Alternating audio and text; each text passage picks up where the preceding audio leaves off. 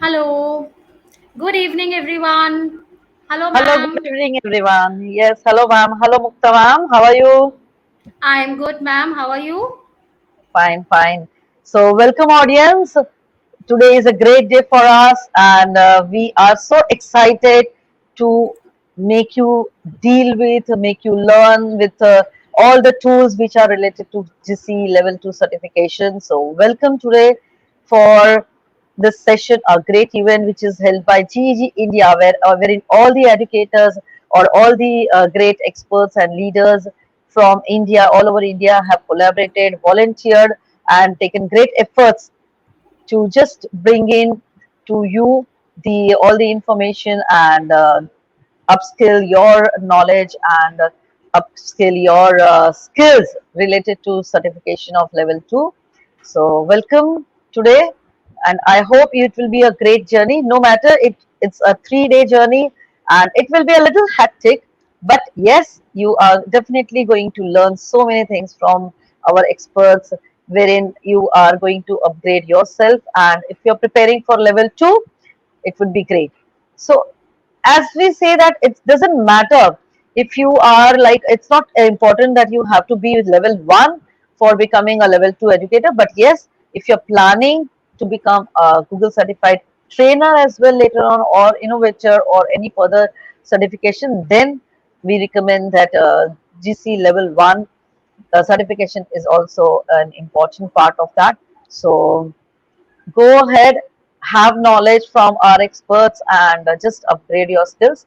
So I'll introduce myself first. I'm Spanna Gandhi, founder and leader of GG Surat, and today we are here to welcome you all on behalf of GG India, wherein all the educators have come together. I am a certified uh, trainer as well, a moat educator, a moat ambassador, Wakelet certified, and Wakelet member as well. So welcome, and now I invite my friend Miss Mukta. Mukta ma'am, how are you? Yeah, I am good. And once again, good evening, everyone. And welcome to the Level 2 Boot Camp conducted by GEG India. And India, all the educators, trainers, innovators of India are going to take these sessions, be with us for these 3 days. So I am Mukta Sablok, founder and leader of GEG Ghaziabad, and I am a certified trainer and Wakelet certified, book certified, and CAMI certified. So now level two. First of all, I want you to understand what is level two, why we should do level two, what are these things, and all that. And for that, I'll be inviting our innovator Sangeeta ma'am to the stage so that she can brief you out about this. Over to Sangeeta ma'am. Just I welcome Sangeeta ma'am. Hello ma'am, Hello, welcome everyone. good evening, everyone. Good evening, Good everyone, evening, and ma'am. pleasure to be here among all of you. As Mukta and Pana have already shared, we are here representing Google Educator Group. So, Google Educator Groups of India have come together to bring you this learning experience, as we are calling it a weekend of learning. And this is just to support and empower educators to appear for this level 2 certification. So let's talk about what this certification is and what are we going to do in these 3 days. So yes, I'm Sangeeta Gulati. I'm leading the GG Delhi NCR, and more you can figure for me from this slide itself. But let's not talk about that. Let's talk about what we are here for. So when we think about Google certifications, there are 5 very popular Google certifications for educators. We have them categorized very, very recently. Google has updated and classified into 2 categories. One is product expertise, and the other is professional expertise. So when you look at Google Certified Educator Level 1 and Level 2, they come under the product expertise, which, as the name suggests, means that as a Google Certified Educator Level 1, you are experts of using Google tools, which I guess many of you are. And even if you have not gone for this certification, if you are a regular user of Google Apps in your classroom, in your administrative work, then you are, in a way, eligible to take this exam. So don't worry to get a certain set of expertise which would qualify for you for this. But yes, a little bit of preparation goes a long way. So Google Certified Educator Level 1, and then you have Level 2. So what's the difference between the two? Google Certified Educator Level 1 covers core apps of Google, whereas Google Certified Level 2 covers not only the core apps but also certain features of these core apps which we normally do not use. Along with that, certain other apps which are not so common. So when I talk about Google core apps, if you are already a GCE level 1, then you would understand that I'm talking about Google Drive, Google Docs, Sheets, Slides, even Jamboard or Calendar. Here, when we talk about Google Certified Educator Level 2, all these core apps still remain. You are going to be tested on how well you know them, how well you use them. But in level 2, you are expected to have a little more expertise. How do you take these core apps to another level? Along with that, as I said earlier, certain lesser known apps like Google Trends, Google Scholar. These are apps that we don't normally, in our day to day classroom usage, bring to maybe in the class use or even are aware of. Then we also have Google Geo tools like Google Earth, Google Maps. These are not so commonly talked about, known, but GCE Level 2 expects that you are familiar with these apps. So these are the various apps that we will be covering, not only what I've just now listed, but another long list. These are the apps that will be covered in the 3 days boot camp that we are going to have every evening starting today from 5 p.m. onwards. So you're going to look at getting a chance to get familiar with core apps as well as certain lesser known features of them and some apps which you are not very familiar with. So get ready to learn about them, even if you are not really keen to take on the exam. The second category is professional expertise. So if you're one of those educator who is passionate to take this journey forward, you want to make an impact in education beyond your classroom, then you can opt to go the path of being a trainer, a certified innovator, and also a certified coach. So these are three special programs, and you can learn more about them from the Google website, which I'm going to share in a moment. Coming back to looking at GCE Level 2 a little closely, it's absolutely, the learning of it is absolutely free. You have an advanced training course in the Google website, which I'm going to show you in a minute. But the exam itself costs you $25. It's a little steep than the Google Certified Level 1, which is for $10. It is a 3 hour online exam continuously. You have to sit down and appear for it. In the last few year or so, there's been a major change. You have only multiple choice type questions. So we have 35 questions, same as in level 1. Here also 35 questions, which includes multiple choice where you can have more than one possible correct answer to select. You also have drag and drop, so you can rearrange them. There's also a sequencing. So again, if you know how to do something, then there are steps that you follow. You need to be familiar with these steps, And of course, there is a pass percentage of 80%. So you have to get 80, minimum 80% as a score to get this certification. Since it's only 35 questions, you have to be very, very careful.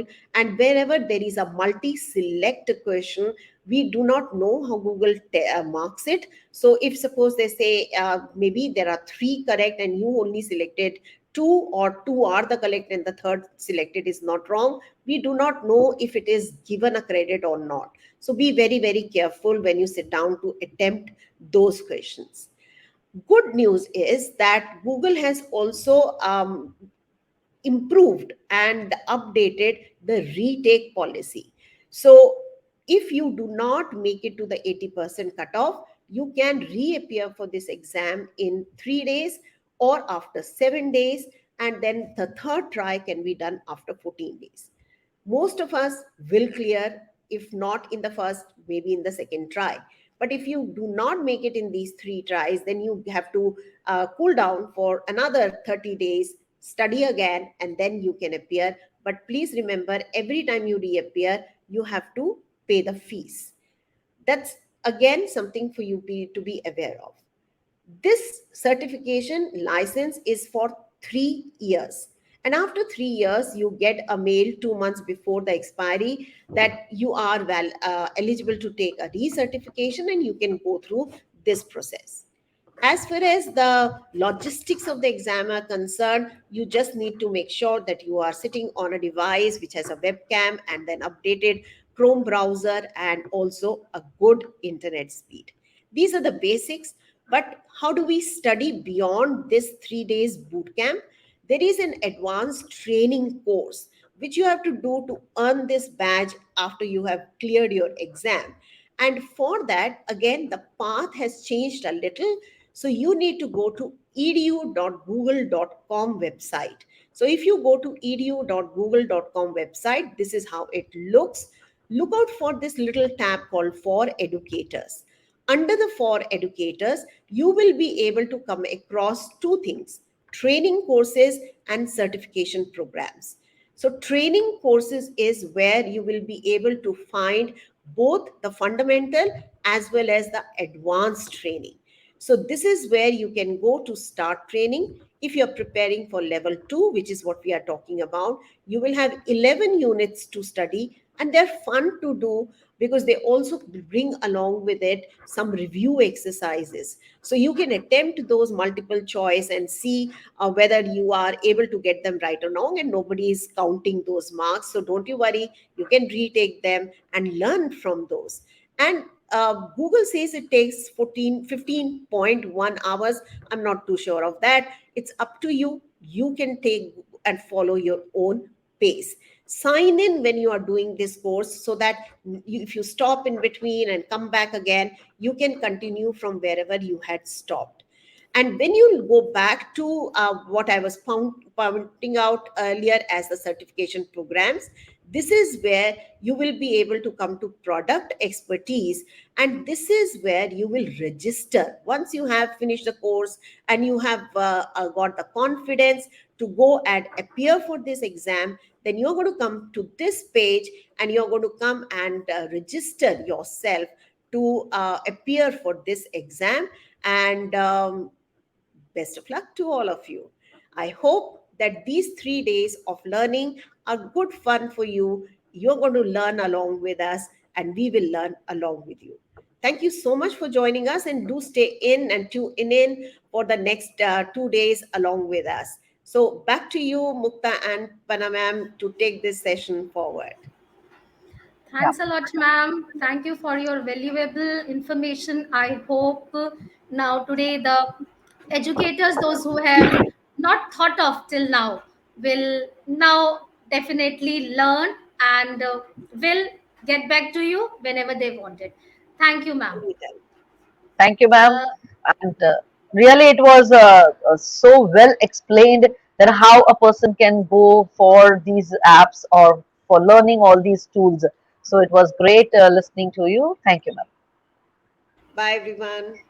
Bye, ma'am. Bye-bye, ma'am. So, as rightly said by Sangeeta ma'am, that yes, it is not necessary to go for level 1, but if you want to really upgrade your skill or have the certification or become a Google trainer or an innovator, then it is like it is we can say a must program wherein you need to go for level 1, and of course without that, even if you go for level 1 and then go for level 2, it would be a great helpful thing for you, because that will enhance much more knowledge about each and every tool for you, and you will get the hang of it. So, spending not more time on that, let's invite our first presenters. Mukta ma'am. Yes, so now I invite KK Singh sir and Sonali Goswami ma'am to brief us about our first topic, that is Google Drive. Welcome, ma'am, and welcome, sir. Good evening, So, ma'am. good evening, Hello, sir. hello, sir.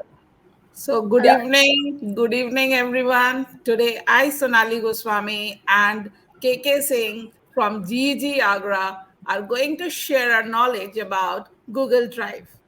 Thank you so much to the organizers for giving me this opportunity. I'm elated to be here. I'm sure most of you will be knowing what exactly is a Google Drive. But let me reiterate what it is. Google Drive is a file, storage, and synchronization service developed by Google. Google Drive allows users to store files in the cloud, synchronize files across devices, and share files. It is available online and offline and can be accessed from anywhere from your PC and mobiles. Even having a simple at the rate gmail.com account allows us to have up to 15 GB of storage, which is really helpful. Additionally, Google Drive is highly collaborative and allows us to share our data easily with our colleagues and students. This brings us to our next point in our presentation, that is organizing files and folders in Google Drive. As I mentioned earlier, Google Drive is like a cupboard. And as we were very well aware of, that often the cupboards gets disorganized and it becomes really difficult to find our clothes. Now, Google has already helped us in this regard by allowing us to arrange our data according to our convenience. Let me show you how to do so. Firstly, open a new tab for Google Chrome. Let me share my screen with you. Please tell me if it is visible.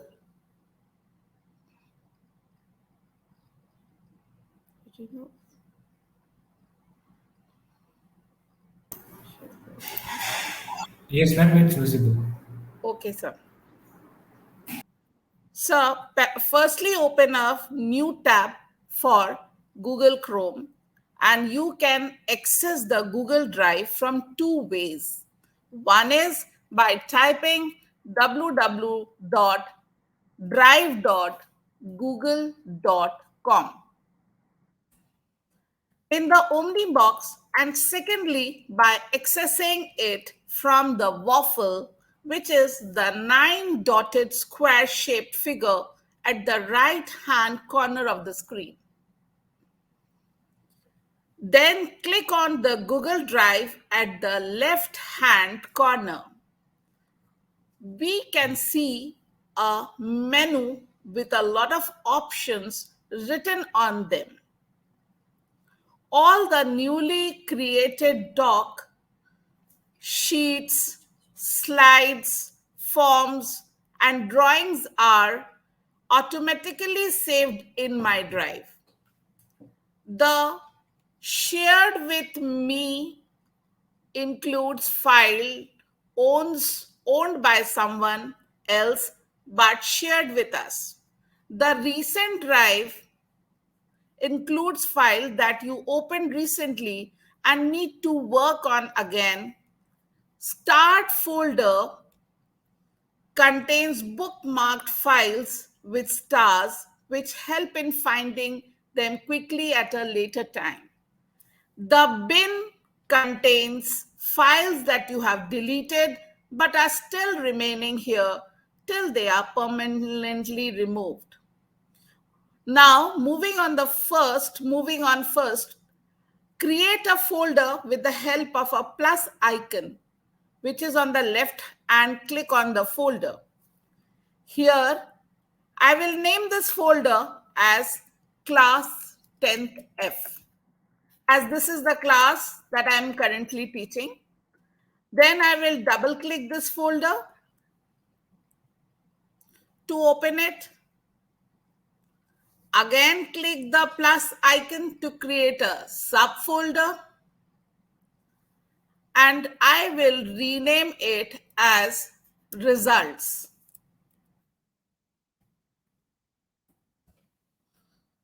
We can change is it clear, sir? We can change the color of the subfolder by a right click on it, clicking on change the color of our preference. I will change its color to red. I can share this with some of my colleagues who are also teaching 10th F and will have to compile the results. So I will right click on this folder and click on share. I'm now going to share this folder with KK sir. So I am entering the email ID of his. All the files in this folder will be accessible to the collaborators according to the share setting that I have enabled. I will again use the plus icon to create a file in this subfolder. I'm creating a sheets file here and renaming it as UT1 results. We can enter the required fields in this sheet, for example, admission number, serial number, name, subjects, and so on.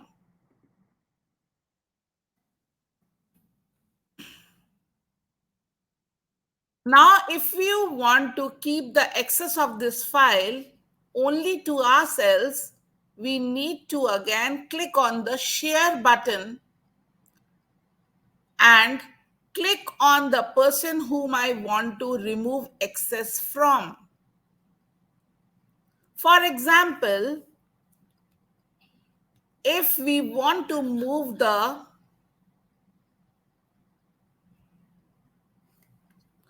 subfolder results to the main section of my drive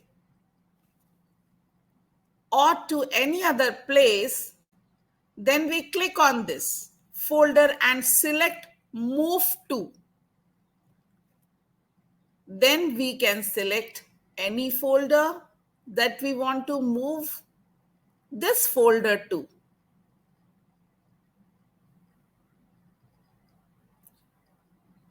Thank you. That's all from my part. Now I will hand over the presentation to KK sir.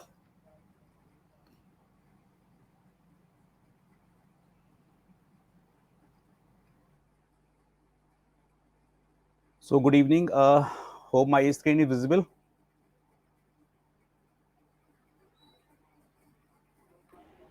Yes, sir, it's visible. Thank you, sir. Thank you, ma'am.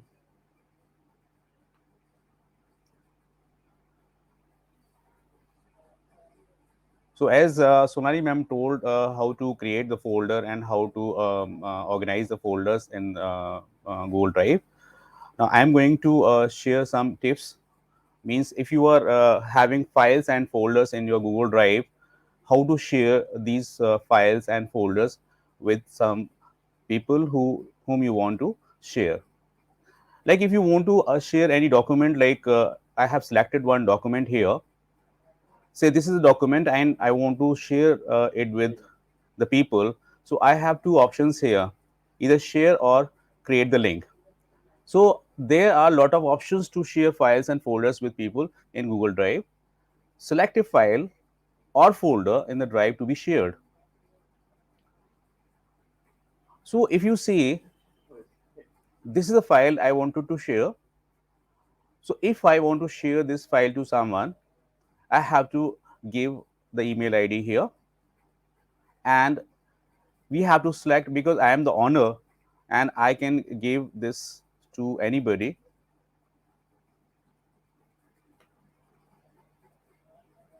So here general access is anyone with the link. By default this is viewer, and if you want to change it to or change it to commenter or editor, you can change or select one. And over here this is a gearbox where some settings are there. So in this window we see two options. Editors can change the permission and share. It means if uh, if you click this checkbox, then editor can change whom you share with, will be able to share permissions, and means it can give the right or permissions to share the document or the files.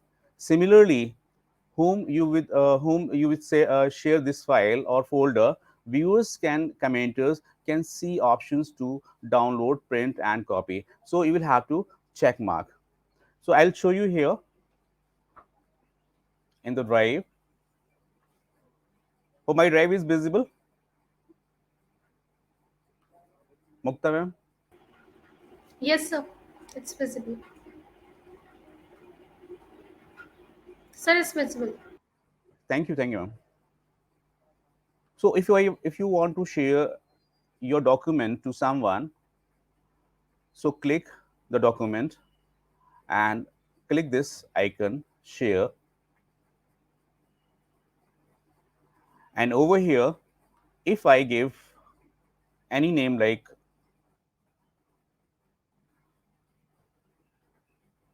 this, and if I want to give some message, notification message, I can type it here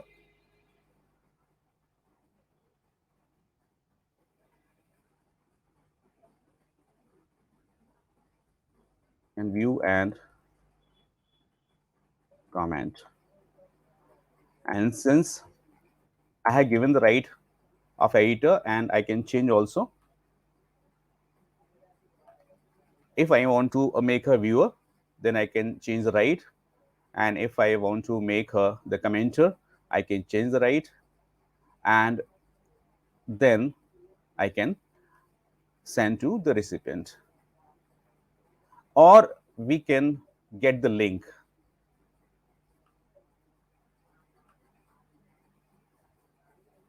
So here anyone with the link, it is restricted, or anyone with the link. So if you choose this option, and here if you choose the editor or commenter, accordingly it works. So if I am going to choose editor and copy the link, and if I want to share it on social media or WhatsApp, I can give it to the person. Right, ma'am? Next is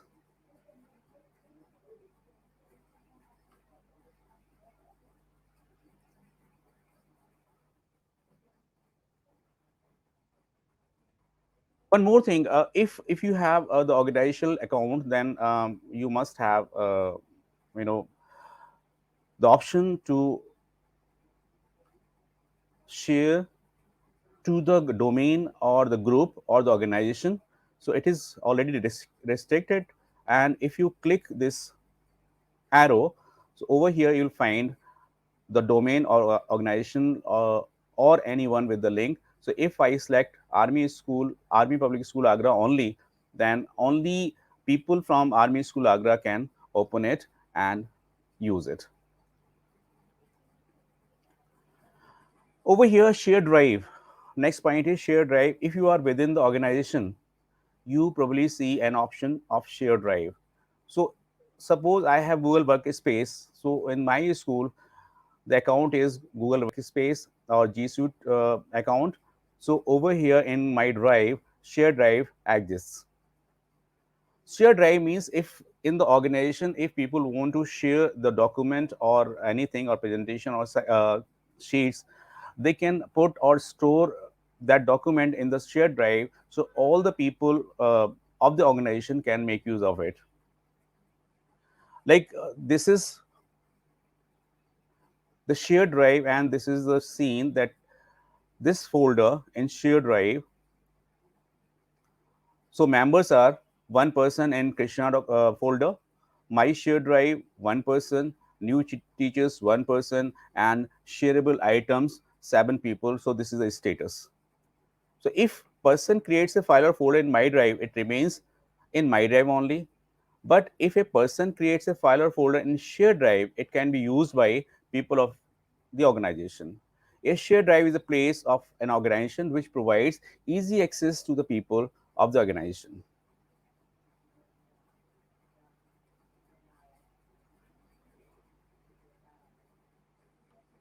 And for that, I have to use my organizational, drive or account so that I can show you. Let me check if I can.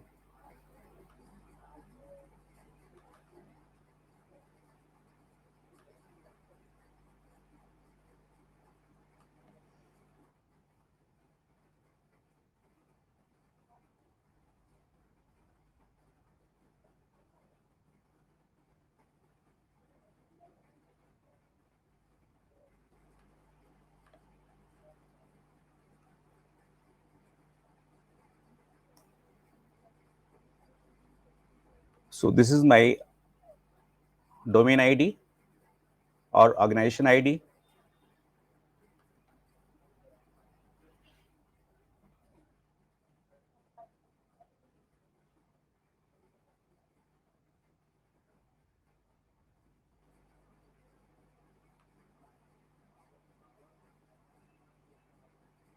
And over here, if I show you the drive over here, you can see the shared drive.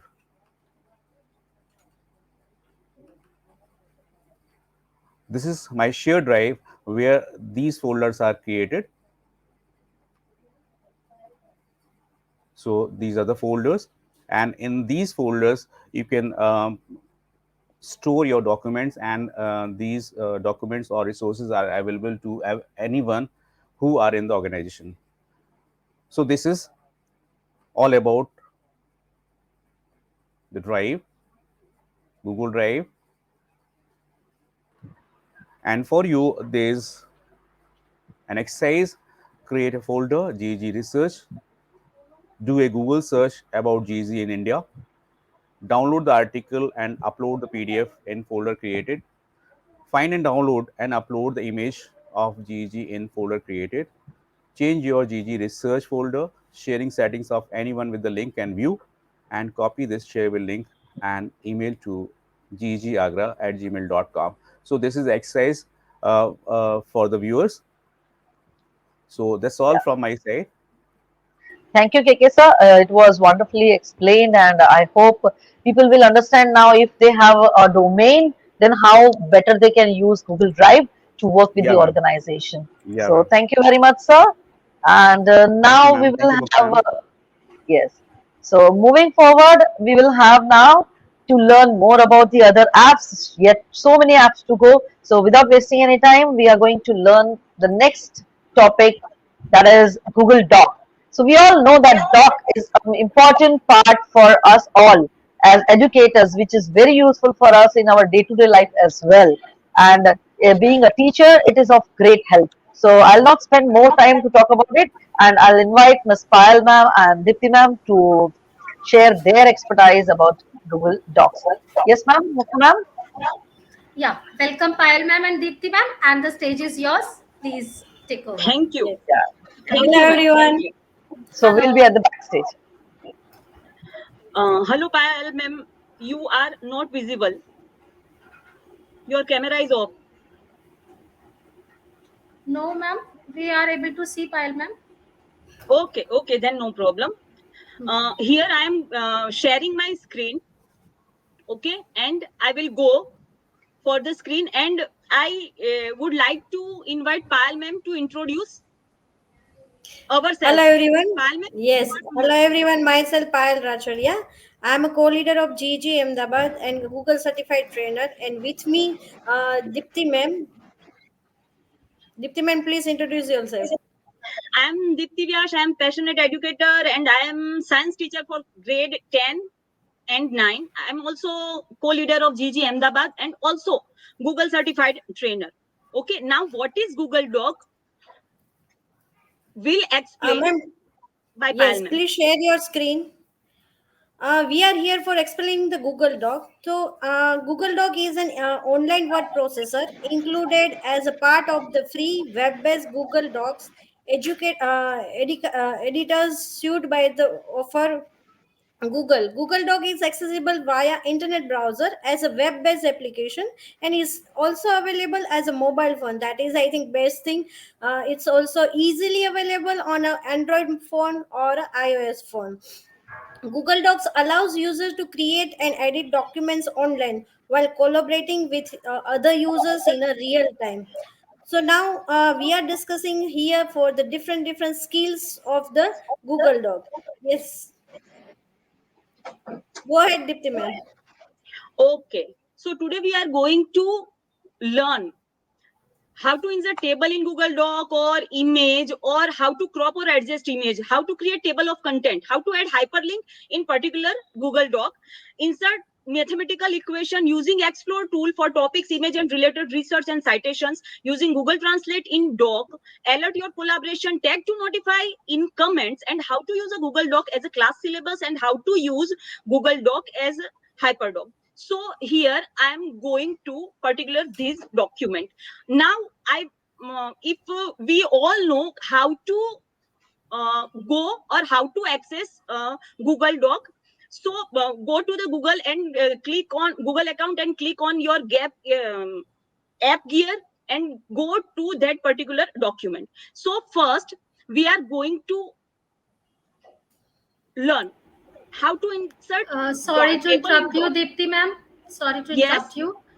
Can you just make it a little bigger because we are getting the messages that the screen is not visible properly. now. Thank you, ma'am. Thank you. Please go Okay, ahead. okay, thank you, ma'am. Okay, how to insert table in document. Okay, so for that, this is my particular document and I named it GCE Level 2 Bootcamp.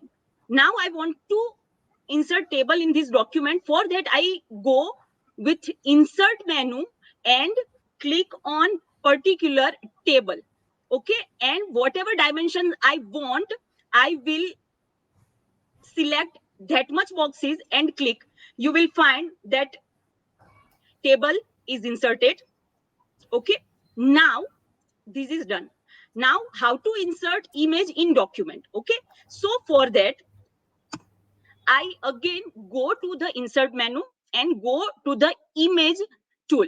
You can upload an image from your computer, from web search, from drive, or photos, or by URL, or by camera. Okay, so I go to the upload from computer.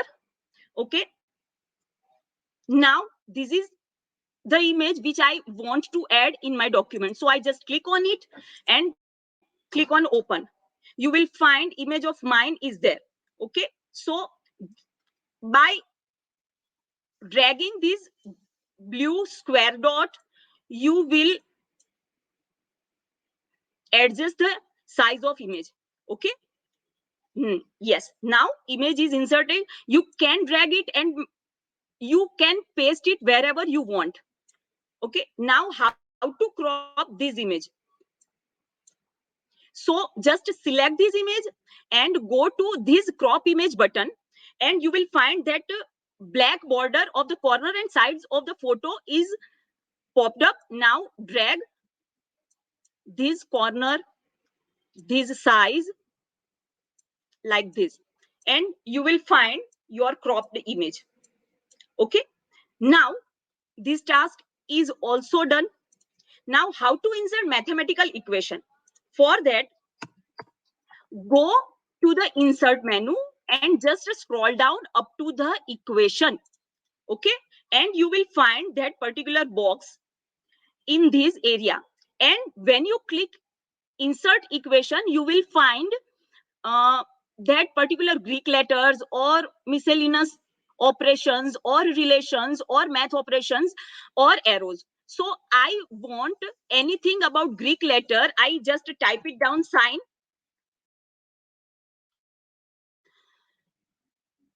I want that theta. Okay, this will appear. Okay, now I want any equation, ax plus bx is equal plus c is equal to 0. You can also enter mathematical equation into Google Doc. So this 4 task is done.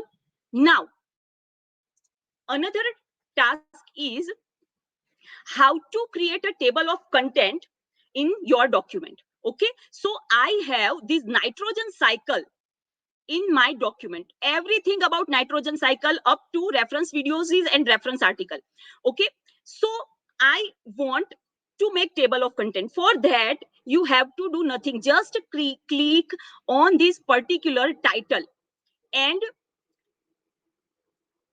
make sure that it is in uniform sequence. Now this is title and this is heading. Now I want to make table of content with page number of my document. Okay, so again select this particular title, insert menu, and down you will find table of content, and you will see this is the table of content menu with page number. So just click on it and you will find whole table of content up to your document. Now beauty of this table of content is, if I want to go direct to ammonification, particular step in nitrogen cycle, I just click on it and click on ammonification, and you will see here ammonification is ready to read. Okay, now hyperlink, add to hyperlink in particular my document. So I will go with the nitrogen cycle in marine ecosystem. Now I want to add image in particular this name. Okay, I don't want add any image in this system. I just want to add image as a link particular in this name. Okay, so I just select it and I will go for a Google search and find wonderful image of nitrogen cycle in marine ecosystem. I just copy this link, Control C. I came back to my original document. This is all already selected, and click on this insert link, and I do Control V and apply. Now what happened? Look, my image is hyperlinked with this name. Okay, so this task is also done. Hope you all understand about this. Now I am going to show you using explore tool of topics, image, and related research with citation. For that, you have to know about what is explore tool. So now in my screen there is a star button with explore name. I just click on it. Okay, and there is search box is open. Here I type Kedarnath.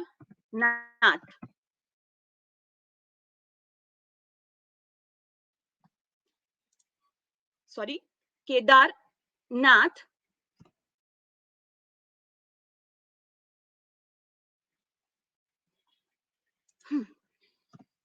Kedarnath, India.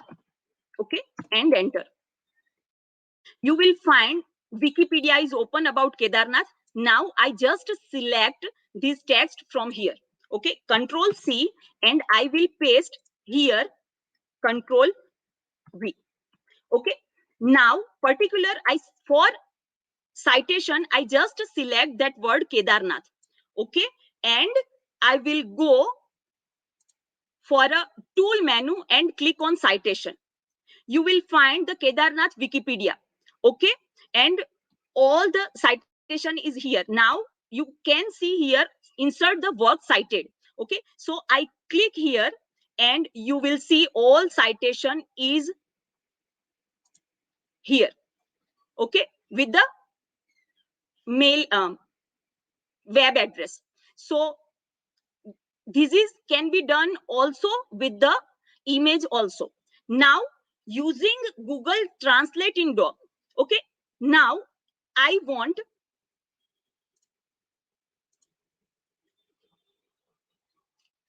these thing translated in my language, that is Hindi. So I just click on this particular text and go to tool, and I will go with translate document. When I click on it, they will ask choose the language. So I will go and click Hindi. And when I click on translate, new document open with the translated text. Okay, look at this. Bharat में उत्तराखंड राज्य में रुद्रप्रयाग जिले का एक शहर है XYZ. So this is also done. Now alert your collaborator. If I want to share this document with my co-teacher, so for that I click on this share button and I click on file teacher's name and I gave her editor rights. And when I click done, this document will be sent to file teacher, and I gave her editor rights. They can make any changes into the document. Now I want to tag and notify in this comment. Suppose file teacher sent me a particular document, and that document is this, and I want this particular name to particular name I want highlight by file teacher. So for that, what I have to do is select particular name, and you will find that is add comment box of the right side of the document. I click on it. Here I tag and notify file teacher @file.ggindia.com. Okay, and now I comment it, please highlight these text. Okay, I will assign it and assign. Now file teacher received that notification in her mail. Okay, so मैंने tag भी कर दिया, मैंने notify भी कर दिया. So this task is also done. Now another task, how to use Google Doc as a Hyperdoc. Now what is Hyperdoc? Hyperdoc is a Google document that replaces the worksheet method of delivering instruction, adding innovation and inquiry based learning method. It is full of instruction, link, graphics, organizer, and any other tool needed for a student to complete a task. It can be used in class with a balanced flow between teacher, directed instruction or discussion, or as a flipped work. It is collaborative, easy to use for individual and planner, partner, or group work. Now, how to create a hyperdoc? Okay, so I just make it hyperlink because we have time limit, so I can't show you manually. So you can make hyperdoc with identifying object, create a cycle of learning,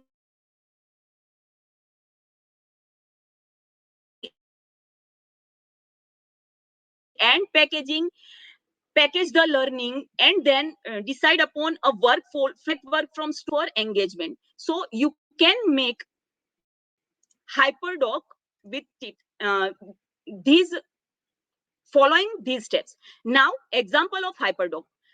I made this Hyperdoc with using ready-made template. Okay, animal habitat of class 1. What is habitat? Just click on particular link and you will find the all habitat of different animals. Okay,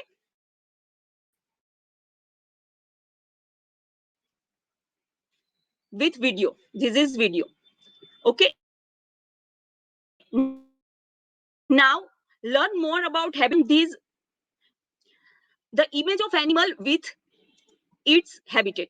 Okay, now working more, you can insert hyperlink of geographic animal page, animal and their habitat, and also the truth about habitats. And this is the assignment work for students. Okay, 3 things you discovered: interesting facts for detail, 1 question you still have.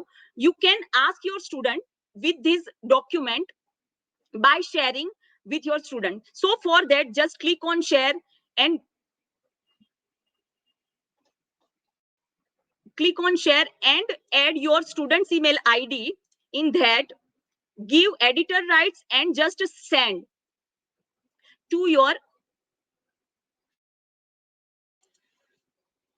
student. Okay, so now how to use Google Doc as a class syllabus. Okay, so this is also a document and ready-made template. Again, this is ready-made course of syllabus.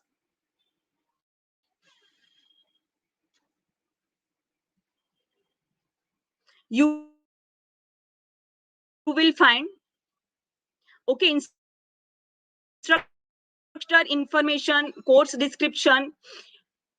You can make this type of course of syllabus with for you, and you will share these to your students also.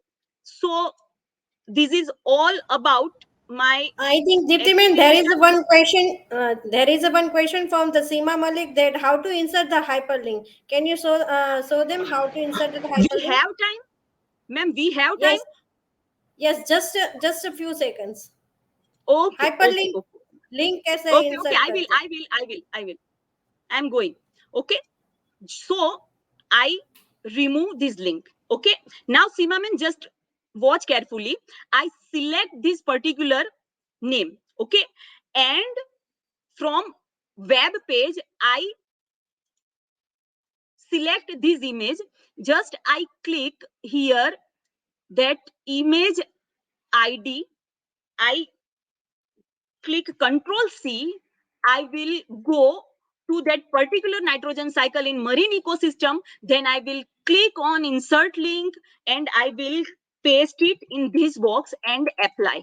Now hyperlink is add in this particular name. When you click on that, web address popped up. Click on that web address and your image will be shown. Okay. Very good, excellent explanation, Dipti ma'am. I think that time is running.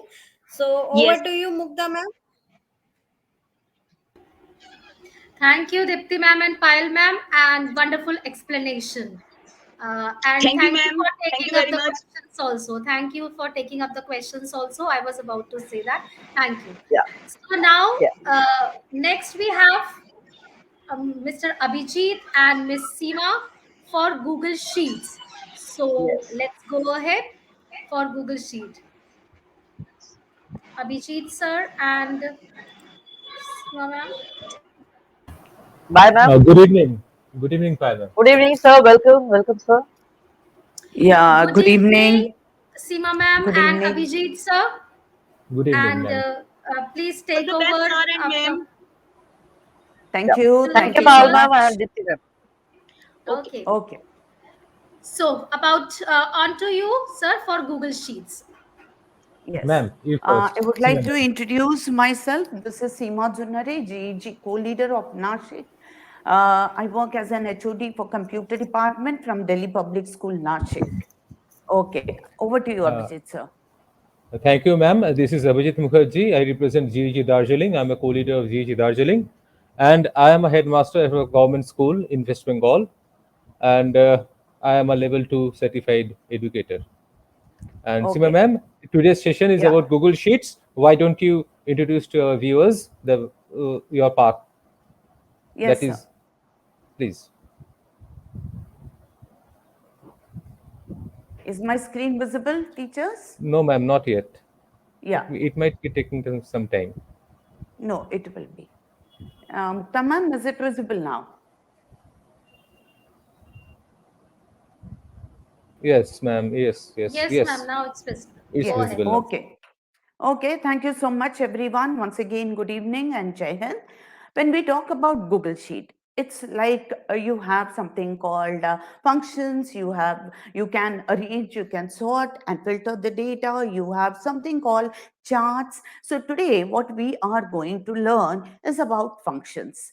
Now, functions play a very, very important role in Google Sheet. You have different type of functions, and then you can sort the data, you can filter the data. Here is the demo, like what I have taken up the data is you have this particular sheet, and for Google level 2 you have functions like sum, average, count and unique.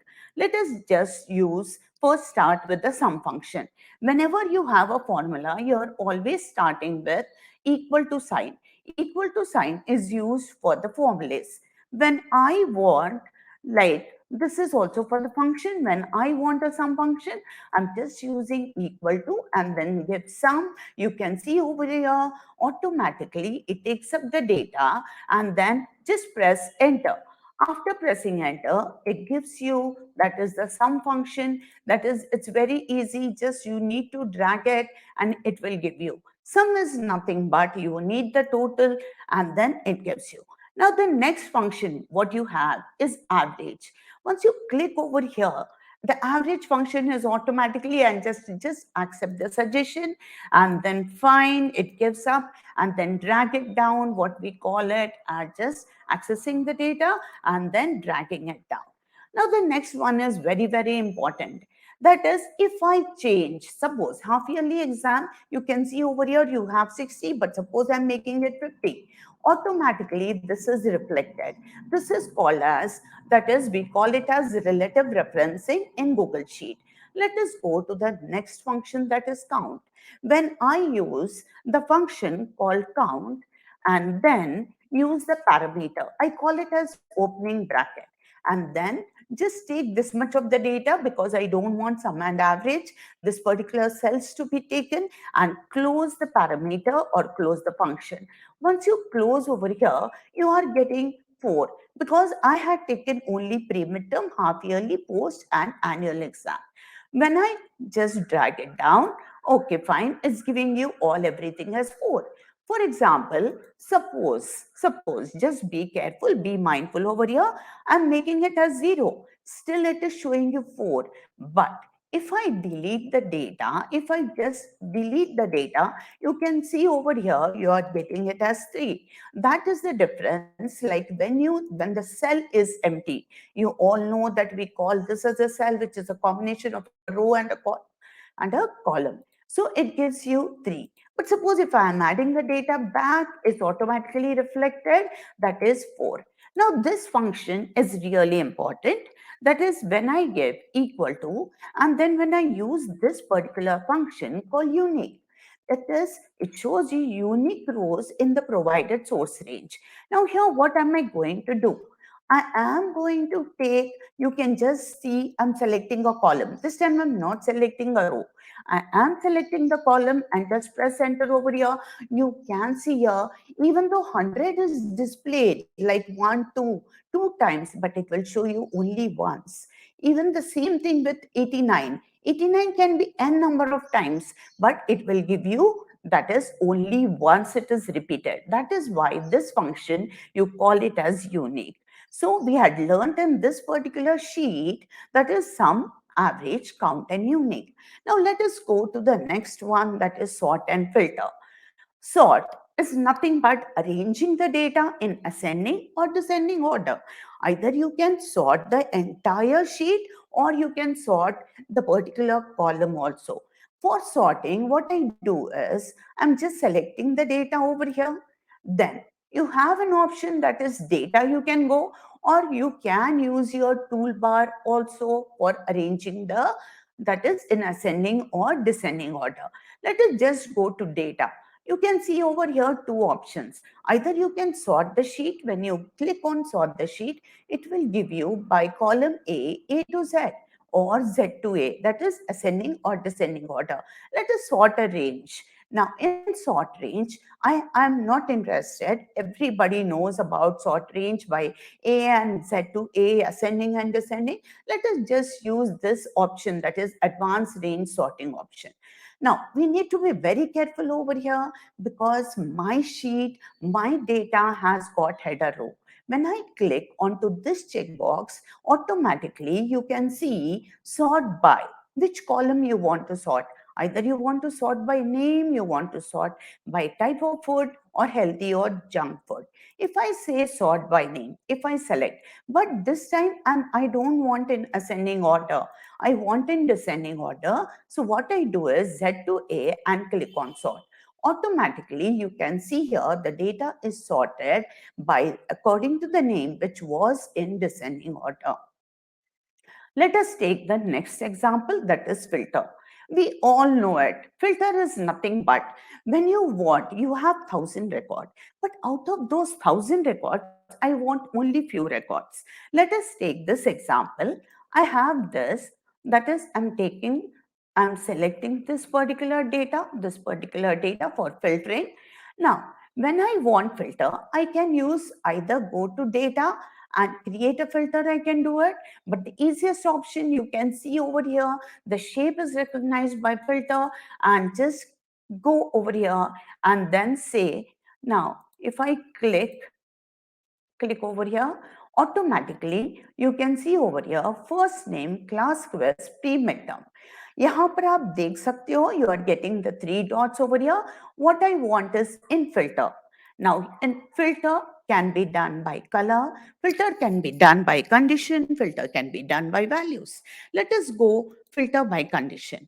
When I click on filter by condition, over here in none, what you do is, I'm just giving you an example. Let us just see what are the different options over here. Is empty, is not empty. It can go for text. It can go for text does not contain. Text starts with, text ends with. It can be anything. Now, if I give text starts with, and over here, I just type R. When I type R and just click on OK. Now here in the first name, again, I go to filter by condition. Then you just say text contains and give here in the value, that is, first I will just unclick it. I'm sorry, I'll just unclick it. Okay. Select the data. After selecting the data, go to filter option, just put it over here, say take this, go to filter by condition. Over here, you can just say text starts with. Give the value or formula. आपको यहाँ पर देना है. If you want to give by A, and then click on OK. You can see over here, educators, that the records which are starting with A has been displayed. If you don't want this, you can, only one example I'll show you for the numeric also.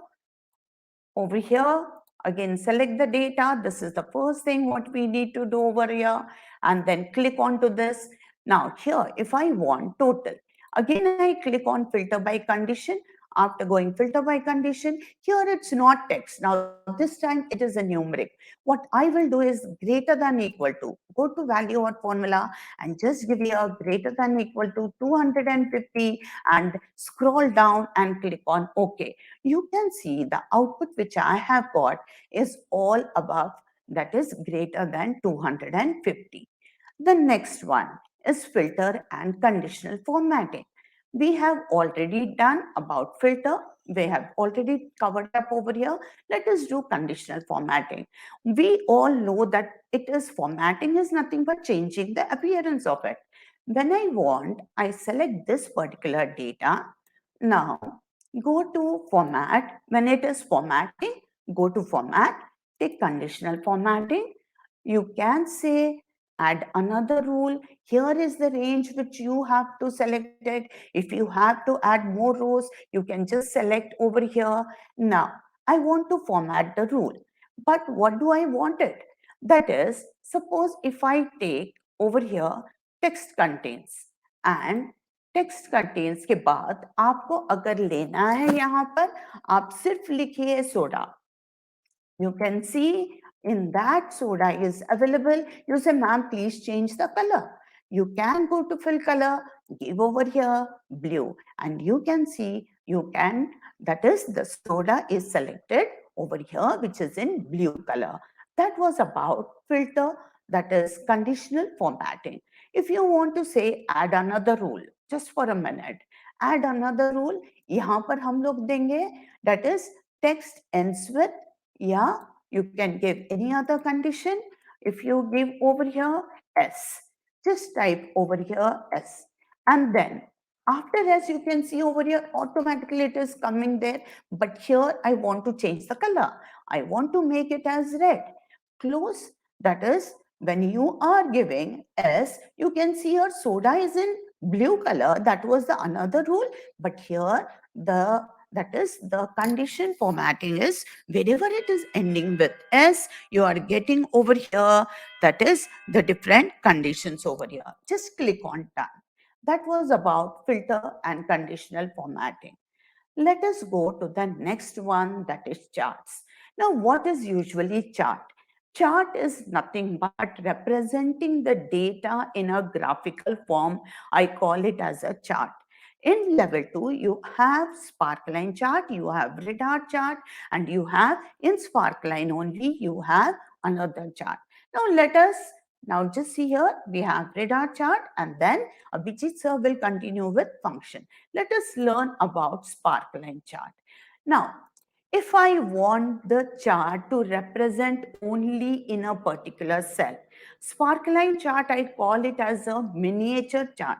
That is only within a cell. When I want a chart, I call that as a Sparkline chart. A Sparkline chart, as we have learned, that the formulae or the functions start with equal to sign. When I want over here Sparkline, automatically you don't have to learn educators. You don't have to learn the function. Just give over here Sparkline. And after giving Sparkline, select the data and click over here and just press enter. You can see the chart is represented. Just see the marks 80, 96, 90, and 99. So the chart is represented. Suppose if I change the data a bit, instead of 99, if I make 78, just see automatically the chart shows you that it is coming down. Why? Because the data is changed. That is nothing but a Sparkline chart. I call it as a miniature chart. You can just scroll down and you can show. This is very, very useful when your principal or your HOD or your coordinators ask you to represent the data. You can just use Sparkline chart. Now the same type in this, it was in the form of a line. The next one, what you have is a bar sparkline. Here also for bar sparkline, what I am doing is I'm using sparkline only. But here, take the data. I am taking the data. After taking the data, just give comma, separate it with a comma. That was nothing but a range.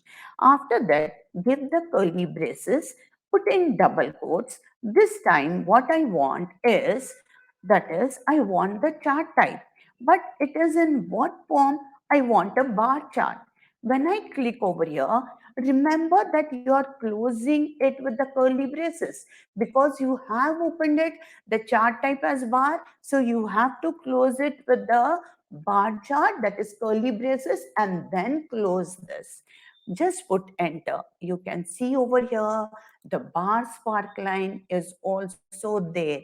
Just Just drag it over here. The same thing here, instead of 69, if I'm making it as 89, automatically you can see the range is different. That is about a Sparkline chart. The next chart, what you have is a radar chart. Now, what is a radar chart? This is the data, what I have taken. Now, what I do over here is I am selecting the data. Now, when I want, I just close over here. You can have the radar chart with the help of just go to insert, go to chart, and then you can see over here the chart is represented. But I don't want this chart. What I want over here is you have got by default, it always shows you the column chart. But we are not interested in the column chart. We are interested, just you have to go to scroll down, go to other option, and then over here, you have something called as radar chart. Select over here. Automatically, it shows you the radar chart. It can be in a different one. Go to this snowman. In this snowman, you can edit the chart. You can delete the chart. You want to download the chart as a PDF. If you want to represent the data in a PDF format, you can do it. You want to publish a chart, you can do. You have to copy a chart. When I say copy a chart, you can put it. Now, select this, go to snowman again, move to own sheet. When I click on to move sheet, you can see here, this particular radar chart has gone to another chart. That is, your data is over here, but the chart is being moved to another chart because I've selected that. So that is about the radar chart. Now, the last chart which we have is a bubble chart or a timeline chart. Just select the data.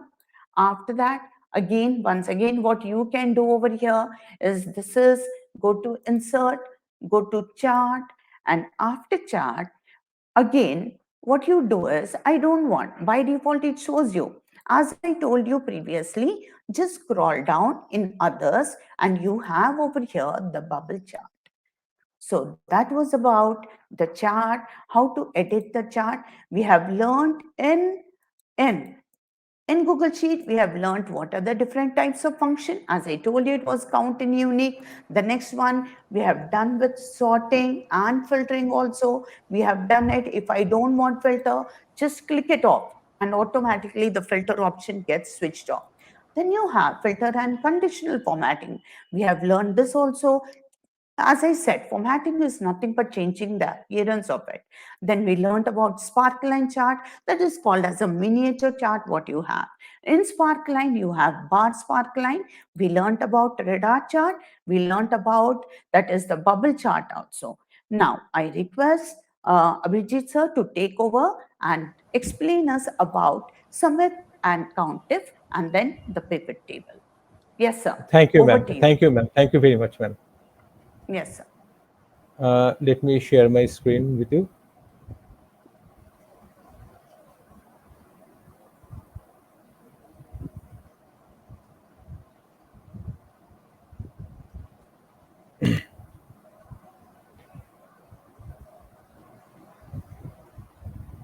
Yes, Abhijit sir, please continue. Yes, is my screen visible, ma'am? Yes, sir. Functions. Is the screen Yes, sir. visible, ma'am? Okay. No, no, please. If you want me to just share the screen, I will share. You can explain, sir. Uh, Can I go ahead? let me check, ma'am. Let me check.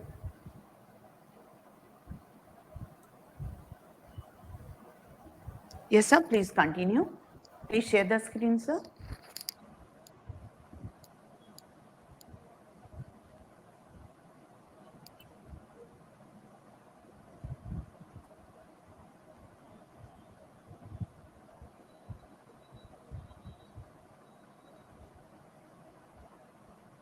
Sir, should I share the screen? Will not waste time. You can just go ahead and explain, please. Can My I? screen is not visible yet. My screen No, is not no, visible yet, ma'am. No. no, sir. Sir, I think I'll share the screen. Okay, please, ma'am. If you can just share the Yeah, screen. please, please. Yes, sir. Please continue. Is my screen visible, ma'am? Now. No, sir.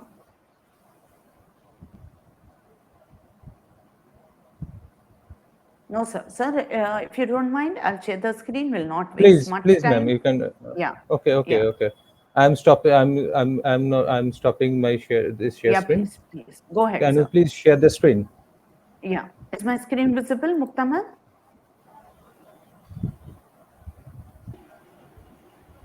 So please go ahead. Not right now, ma'am. Screen is not No. The screen is not visible. 1 minute. Yeah, I think it is no. No.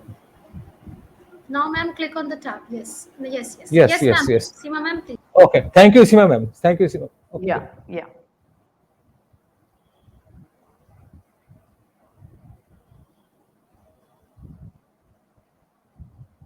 Uh, uh, Sima ma'am, your screen is not visible yet.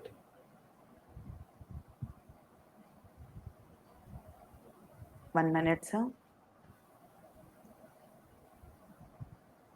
Yeah. Is it okay now?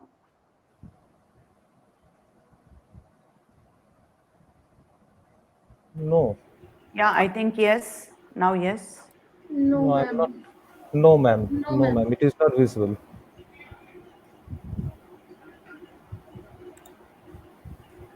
Seema, ma'am, I have shared. Now you can just click on the tab of your sheet one. Yeah. Yes, ma'am. Okay. Thank you. Okay. Yeah. Okay. Thank you, ma'am. Thank you, ma'am. Ma'am, okay. Welcome, viewers. In this part of mine, dealing with Google Sheets, which Sima ma'am has so far very nicely explained to you all the dynamism of Google Sheet and working with the data. In this part, I'll be doing with you Sumif and Countif. In Countif, what we have do is that we have a set of data. You see that the data in column A, part number under part number 123, 240, etc., 230. These are numerical data. There are quite a few numerical data. Now, if you want to count how many 123s are there or how many 127s are there, we have to use this Countif function. Whatever we have to do is that we have to select any blank. Ma'am, can you please select a blank cell for me? Can you under Countif select a blank?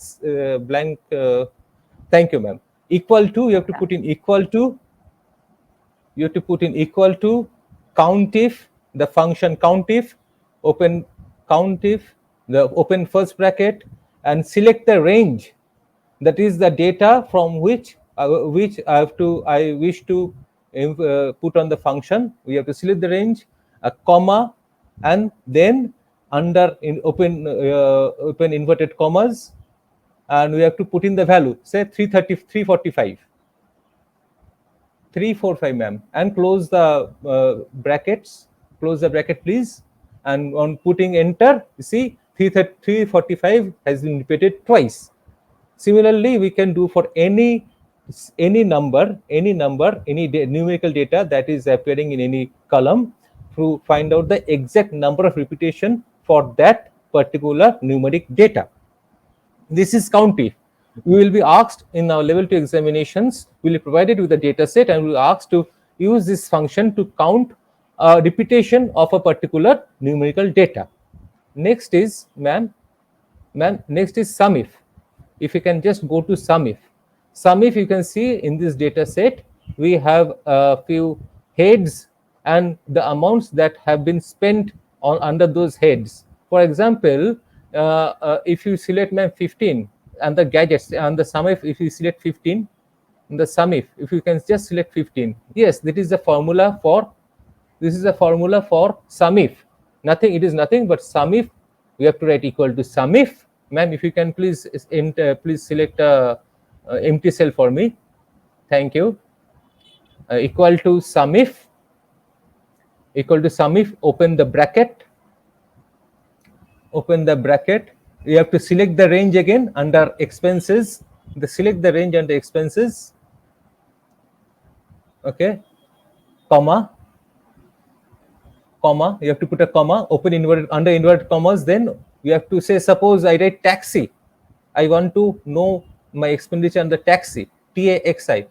Ma'am, I think we should be required to repeat the exact spelling for the and that is mentioned there. Any variation in spelling will give me wrong date, wrong result, right? And after closing the inverted comma, if I put another comma and select the data set under the today column, that is the data set under column F, that means it will be selecting the expenses and the taxi from that data set. Close the inverted commas and the bracket, man, and after I put enter, you will see that I will be getting 20, that expenses under taxi. This is Sumif. And we can also use multiple. Ma'am, if we can just go to 75, that under Sumif 75. See, this is a Yeah. formula where we can select multiple values.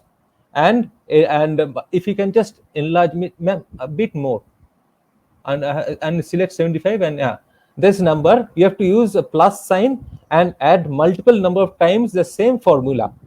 For this, we can use as many as values that we need, and the desired result will be on our screen in the in the desired field of a cell, right, ma'am?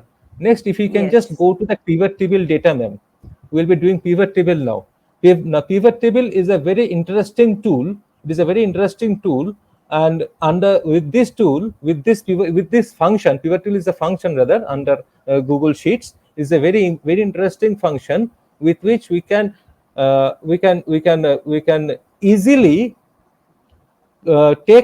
we can analyze a large data set in small parts. For example, in this data set, we have a few dates, names of cities, and the names of the various vaccines that has been that is administered into cities, and the total number of people on which those vaccines have been administered. Now, this is a huge data set. For example, so if we wish to just study a part of this data set, we will be using this function of pivot table. Ma'am, if you can just select the whole table for me, just if you can just select the whole table for me, ma'am. Yeah, just select the whole table. Select, you can just okay, one more row, ma'am, one more row, It's perhaps. selected, Just sir. It's selected. yes, Yeah, everything is selected. selected. Go ahead, sir. Thank you, ma'am. Just go to insert. We'll be inserting a pivot table. Just go to insert. Go to insert pivot table. See, just below the chart is a pivot table, and we'll be taking on a new sheet, and go to new sheet and create. Not existing. Go to new sheet, ma'am, and create. Now this is a blank pivot table sheet. We have to select rows, columns, values, and filters, and see everything that was in our previous sheet is now mentioned under search option. Okay, this is for our reference. Everything that was mentioned that was in our original sheet is under the search button, but we'll be selecting the rows button. If you just press the add button, ma'am, and take suppose city, name of the city. Okay, so these are the names of the cities that was in that data set. And go to values, ma'am. Go to values, ma'am. Values. Okay, just add, just select Covishield there. Just select Covishield. Okay, so that from that data set, I have segregated this data only using pivot table. This data shows me the names of the cities and those people, the total number of people from those cities who have got that Covishield vaccination on any particular day. On any particular day, all 5,971 people have been administered a vaccination, and from those two cities. Ma'am, if you can just go to filters, ma'am. If you can just go to We filter, have ma'am. educators, just a kind like just notice it here. What I have taken over here, Oh, what there sir is has some. asked Ma'am, me, I'll be this coming sum. that too. I'll be coming that too. Yeah, Yeah. there is a sum that has Okay. been taken. Okay, and also, acha, if you can just go to default under default, ma'am. Let me show you one other thing. Just go to that values, under values, go to this default and see percentage of grand total. Select this one, percentage of grand total. Just what very interesting. See, the grand total comes to 100, and this is a city wise, distribution, percentage distribution, that the total Covishield vaccinations have been distributed in these cities as this percentage. And if you can just select this data set and insert a pie table, a very nice picture will come. Ma'am, can you just go do that for me? Just select from Ahmednagar till Pune. those two columns only. I'll be coming to filters after this. Just select for not the city. Don't select the city from Ahmednagar till, do not select the grand total. Leave the select columns seat rows 2 to 11 and column A and B. 2 to 11 columns A and B. Just insert, go to insert once more, ma'am, for me. Okay, and chart. Just select a chart. And just, if you can just go to from for column chart, go to that pie chart from column on the right hand side of us. For column, go to pie chart. Yes, the pie chart, ma'am. Pie chart just beside the pie one. Yeah. See, this is the percentage wise distribution. As is a marvelous rainbow colored chart. Okay, you can go back to our just, you can just delete this, ma'am, for me, or remove this. If you can just remove this and go back to my pivot table. Yes. Now next, the filters. See, filters. If you can go to filter, ma'am, add filter. Now, if you select the name of the city, because these are the names of the cities that I have taken, right? So I can only select, see, they're showing name, all the name of the cities. Just, you can now clear the selection. And ma'am, if you could just select the following cities for me. Say Nasik, your hometown, ma'am. Nasik, Pune, Jalgaon, these three cities, ma'am. Okay, just Jalgaon. Thank you, ma'am. And select OK. I have added filters, and see, that pivot table is further reduced into a more specific data set. This is the magic of pivot table. It will help you to break down a large data set into small data sets, into small presents tables, which we can use, or we can demonstrate for demonstration, for sharing, etc. And one thing, ma'am, we have to complete before we wind up our session, this session of ours, that is, we have to import. We have to import a chart, import a Excel, Google sheet. If you can just go to select a blank plus sign, select a blank sheet, ma'am, for me. Select a blank sheet for me. Thank you. Go to filter, go to file. Now under the file, you see number three from the top. Import, number 3 from the top. Import. Now go to recent, ma'am. I think we'll be getting some recent and recent. No documents shared with me. Upload. Do you have any shared in? Nothing. My drive. You No, don't have any Excel this sheet drive shared with. doesn't have. This drive doesn't have, Okay, but you okay. can just, yeah. Had there been any Excel sheets in your drive, you have to just select that Excel sheet and select the option replace the current sheet. You have to select the option replace current sheet. See, immediately the data from that original, that sheet that have been that you have selected, would come to this new data, new Google sheet that has been opened or created by you. This is how we import data from one file of the drive to another Excel file. That's Thank you, all, Seema sir. ma'am. Yeah, Thank you, that's Seema all. ma'am. Thank you, ma'am. Okay. That's all. Okay. That's all for Thank you level 2, ma'am. so much. Yes, yes, yes. So thank you, Thank you educators. so Thank you, much. Mukta ma'am. Yes. Thank you, Seema ma'am and Abhijit sir. It was a wonderful explanation, and we are getting very good comments. And Abhijit sir, Seema ma'am, the viewers are requesting to share these sheets, Excel sheets or Google sheets with Sure. them. So whenever we are Sure, sharing the sure, Okay. sure, sure. resources, Sure, kindly sure, share. sure, Yeah. sure, sure, Thanks a sure. lot. Yes, thank you, Thanks. Mukta Thanks ma'am. a lot. Okay. Thank you, ma'am. Thank you, Bye Mukta bye. ma'am. Thank you, educators, for lovely comments. Definitely. Thank you, sir. So now, coming up to the next participants, we have Miss Panna, sorry, I'm so sorry, Miss Meena Baga and Miss Nirupama. So for getting us update about Google Forms. So I welcome them on stage, Miss Meena ma'am and Good evening, everyone. Good evening, ma'am. Nirupama. Good evening, ma'am. Good evening, ma'am. And welcome to GG Ghaziabad Surat session, bootcamp session. And please go ahead with your Google forms. Thank you, ma'am.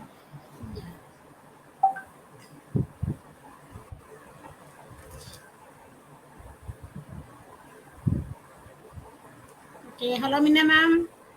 Good evening, everyone. I am Meena Bagga, co-leader GEG Delhi West, and I am a Google certified trainer. Yes, Nirupma ma'am, over to you. Yeah, yeah, hello everyone. Uh, yeah, so again, welcome you all for our specific portion. And my name is Nirupama Mahapatra Das. I am co-leader of GG Darjeeling, means I am representing GG Darjeeling, and also I am a Google certified trainer. And both of us are PGT Mathematics. So, yeah. So, ma'am, are you good to go? Yes, ma'am. You please start. Share your screen, ma'am. Okay, okay. Just let me.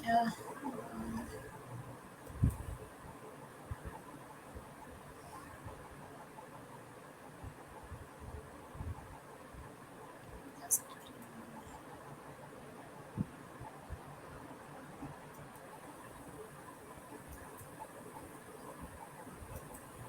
Is there any issue, ma'am? Should I share? no. I'm sharing.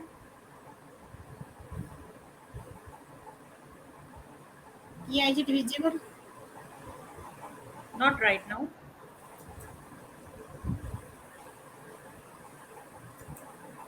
Yeah, is it? Not right now, ma'am. What happened? Stream. Now it is going on. Yes, ma'am. It is shared now.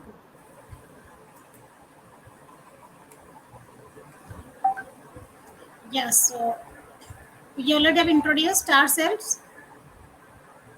Yeah, so we are here to start with, Google Forms, and specific focus is on level 2 syllabus, and there may be a bit recap on level 1.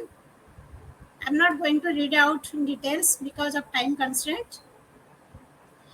Yeah, so the Google Forms, that is one of the powerful tools, and the specific. It is not only helpful for educators but administrators, business, marketing professionals, students, and as all of us already aware of the use of versatility of Google Forms, how to conduct surveys and taking various quizzes, questions, and collecting informations, feedbacks, etc. Yeah, so I think we should go for live demo now. Yeah, ma'am. So Yes, ma'am. I should Please start go ahead. with live demo. Okay, let me just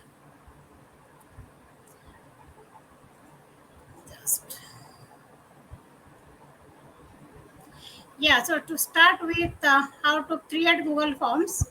Yeah, though all of you already, most of you might be knowing this. Yeah, so I'm going to drive here, and from drive, yeah, so one of the, processes like forms.google.com, in the Omni box we can type and we can get it to this. Otherwise, we can go to this app launcher, and from here we can get Google Forms. Third way is from the drive itself, we can do that. Click new and Google Forms. Here, tiny arrow, so then blank form.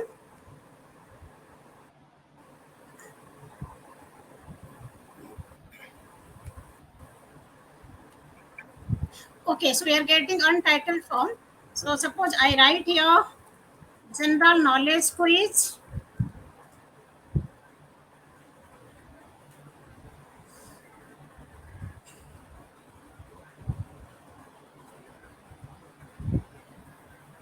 Okay, so here you can see we can make it different also. Yeah, so description, that whatever we can write in our own way. I'm not going to that.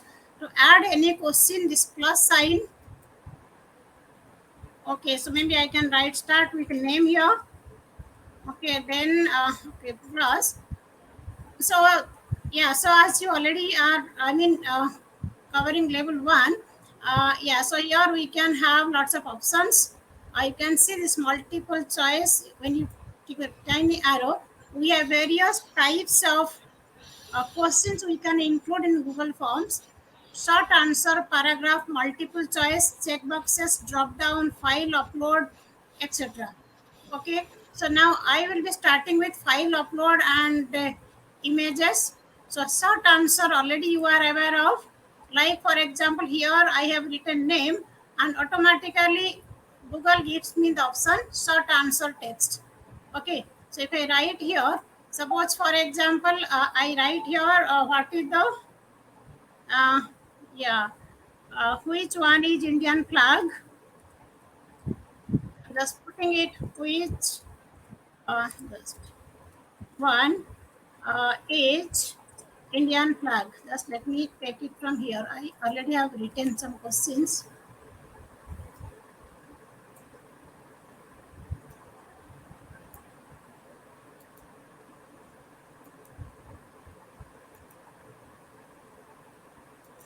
Okay. Yeah, so here if I just take it. Okay, so I have written here, you see the multiple choice. Obviously, I want to make it multiple choice question and I want to add images on it so that, yeah. So now option 1, here you can see this option, image and upload camera by URL, photos, Google Drive, Google image search. So we have these many options are there. So if we click upload, then we can upload any image. I mean that is already in our device, or we can go for these options. But I just want to go for Google image search. So maybe I can write here some flags.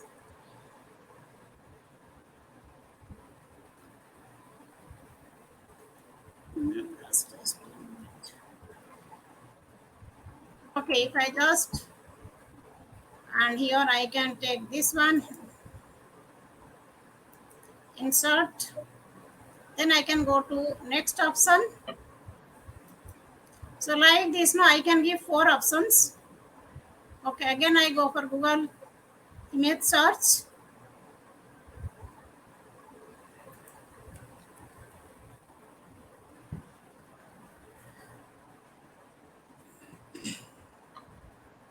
Okay,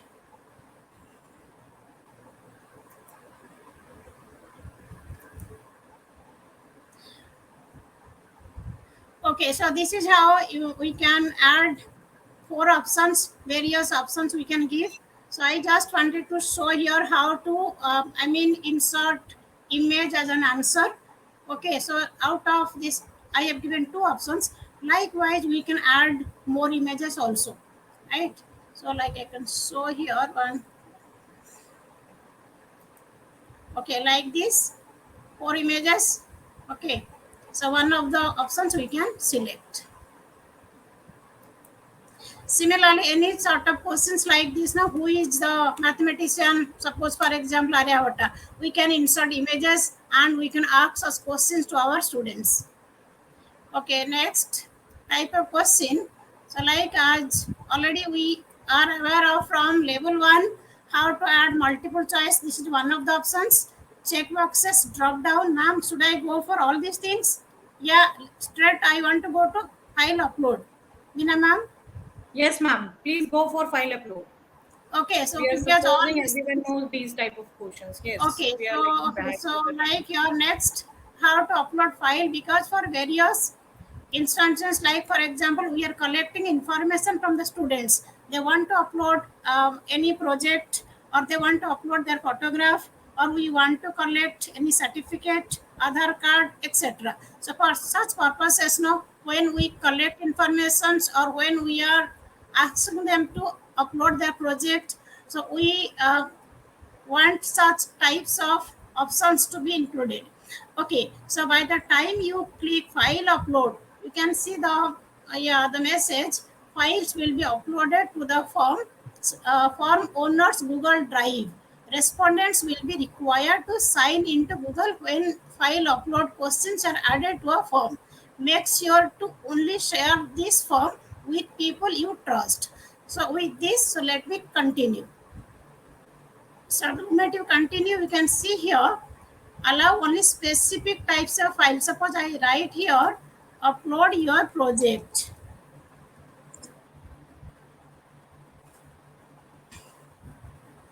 A project or classwork or any sort of things you can just do. And here you see, allow only specific files types. Okay, and at the moment you click it, you are getting document, spreadsheet, PDF. Suppose I write your PDF or maybe drawing or image, video, whatever I want my students to upload, I can give them choice. Maximum number of files. You can see here 1, 5, 10. Obviously, I just want to click one because I do not want to, overload my, drive, because it has to be stored in the drive only. Maximum file size, you can see here 10 MB, 1 MB like this, and let me just give it 10 MB. Okay, then here, okay, so then how to upload? Just let me go to preview button here. This is preview button and uploading file. I just want to show you. At the moment I see here, upload file. Okay, upload your project. Add file. So again I'm getting these options. Okay, my drive or upload. And if I go to upload, it will take me to my drive, and I can show you here how to upload it. Maybe I want to just take one classwork just.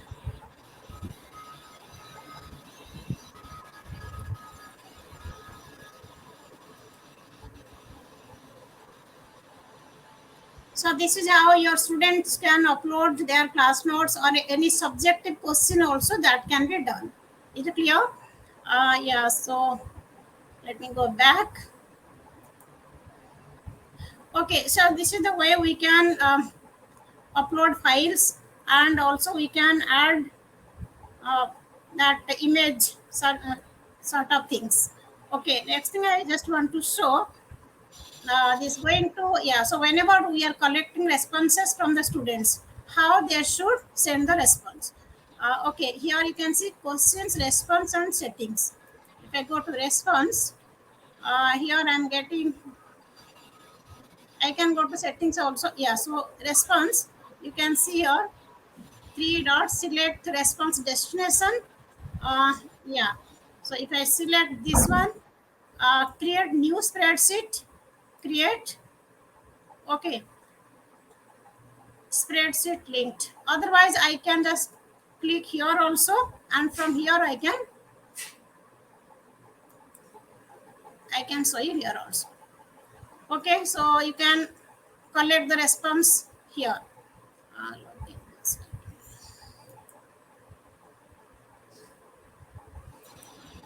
Okay, now here going back to settings. Okay, so make this a quiz. Responses we can go from here also. Okay, making this quiz, when we make this quiz, then immediately after each submission or later after manual review. Okay, again that depends upon you, what type of questions, what type of responses you are giving to your audience. Okay, missed questions, again as per your requirement you can take these choices. Okay, then here another thing, presentation. Okay, this tiny arrow. Okay, you can see here show progress bar, shuffle question order. Okay, so these things again as per your requirement you can give the choice. Confirmation message that I want to show you here, you can see edit. Okay, suppose I write here, thanks for your response.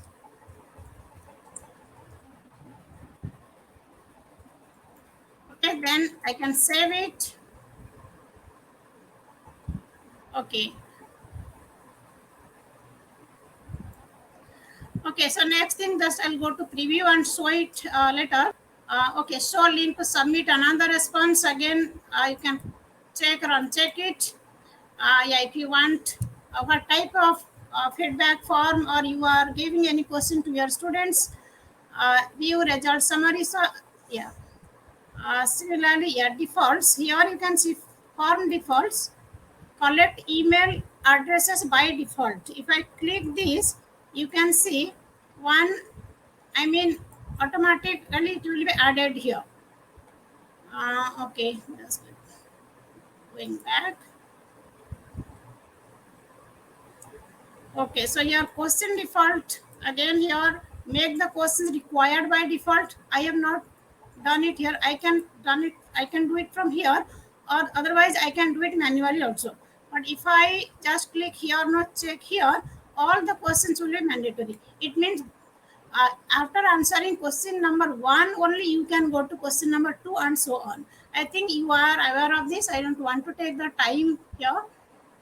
Okay, again here restriction, disable auto save to all respondents, yes or no. Again you see here, cannot disable when there are file upload questions. So here it is, yeah.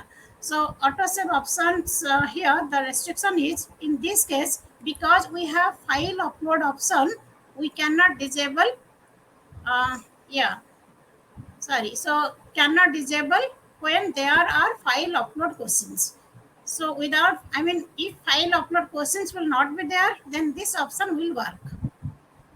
Okay, then okay, so okay, now you can see three dots. These three dots here, make a copy, move to trash, or print. All these options are there, and script editor and add collaborator.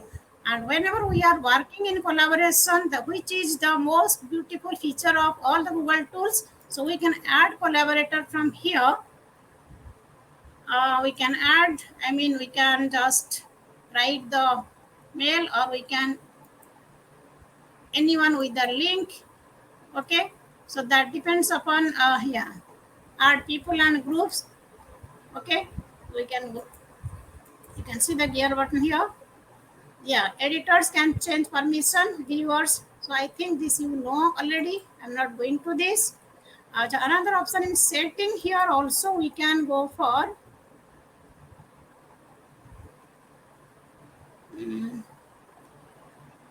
missing. Okay. Okay, so anyway, so here you can just see, and we can add collaborator here, and also I think we don't have to go to this script editor. No, so only collaborator I want to. So okay, how to share the this I mean sending the form to others. I'm just going back. Okay, the send button is here. When you click the send button, you can see here either by email, or you can create the link from here. Okay, certain the link and copy, and you can share with your students or wherever you want to share. Okay, and also like, yeah, here also adding the editor, it means from these three dots you can add collaborator or editor, and you can add editor from here also. This is the new feature added recently. Yeah, anyone with the link or this editor or whatever you want to share. Okay, done. Okay, I think my time is off. Okay, yeah, ma'am. So anything else, ma'am? I Yes, think ma'am. next. I am going to share now. Yeah, Thank so you. then section rest you will be sharing. Okay, over to Mina ma'am. And I'm just sharing my screen. Yes, ma'am. Over to you.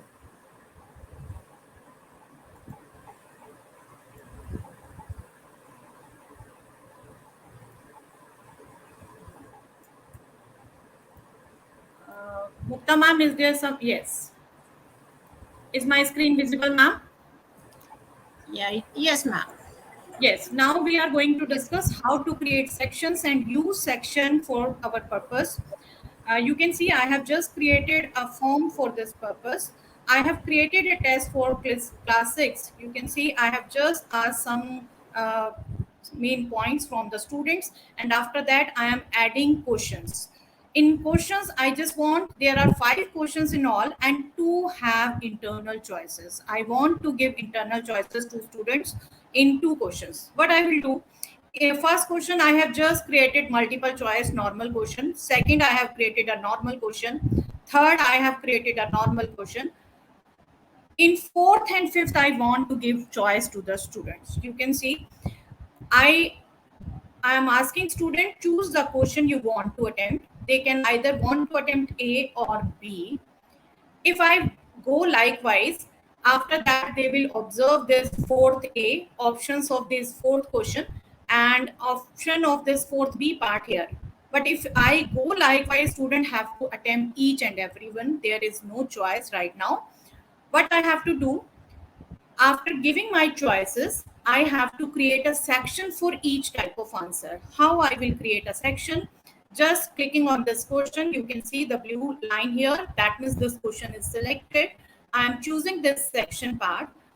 Now one section is created before containing options of fourth A answer. I am just saying options of fourth A answer. After that, for giving options for fourth B question, I also want to create another section. I'm coming to this question. After that, I want to create a section. I have created section for options of fourth B questions. I have created options for both the questions. Now I will come back to my questions. Right now you can see it is multiple choice simple question. To go to answer based on their choice. How will they go? How will I change this? I will just go on to this 3 dots. Just click on this 3 dots. You can see description, go to section based on answer and shuffle option order. Right now, I'm just choosing go to section based on answer. Just click on this. You can see the change here. Continue to next section. I have to change it. I don't want to continue to next section. I want for A, they will go to answer option of fourth A. That means this one. I have labeled this likewise so that I can easily choose that. For B part, again, I have to click on this small triangle. You can see here. Just click on here and answer option fourth B. Not only this, you can see after this, continue to next section. I can keep it as such. Fourth A, continue to next section. I can keep it as such. But if I have to give option in fifth question also, I have to change here also. By choosing this question, they will go directly to those section. But after that section, I have to create another section for my next question. So I am coming to last option. I'm creating another section. Now this is question fifth. So I am directing answer option.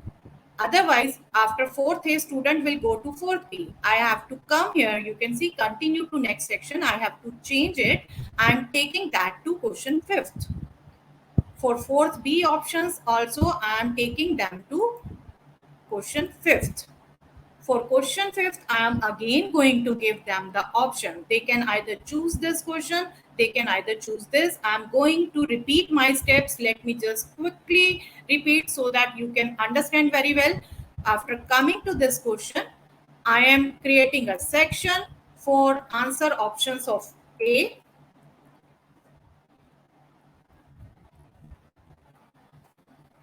Fifth A question.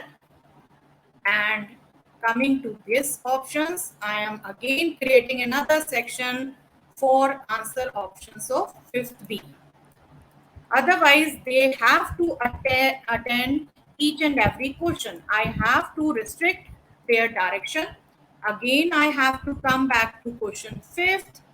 I have to choose that question. I have to click on 3 dots, go to section based on answer. not continue to next section. I want them to direct to answer option of fifth A. For my convenience, I have already given the name fifth A and fifth B. I want to direct to them to fifth B. Beside that, I have to do one more setting. If they are attempting fifth A, you can see after answer option of fifth A, there is continue to next section. No, I don't want continue to next section. I just want them to submit because I have just asked 5 questions. They should submit, and in the last question I can keep as such. After that they will automatically going to submit. So this is the part of creating section and using them very well for our answer options. I will share this in the chat box. Mukta ma'am will share with all of you after my session. You can watch it very clearly. And one more thing I want to share, how to use add-ons in Google Form. For using add-ons, add-ons are nothing but small apps which increase productivity of Google Forms. How to go for that? Just click on this more button, 3 dots. Just click on this add-ons. It will take a moment. You can see there are so many add-ons here. Right now, let me just show you Hypatia Create Only. This is a very good add-on for writing mass in the forms. Just click on this add-on. Just click on install. It will ask you some permissions. You can easily read out and give accordingly. Continue.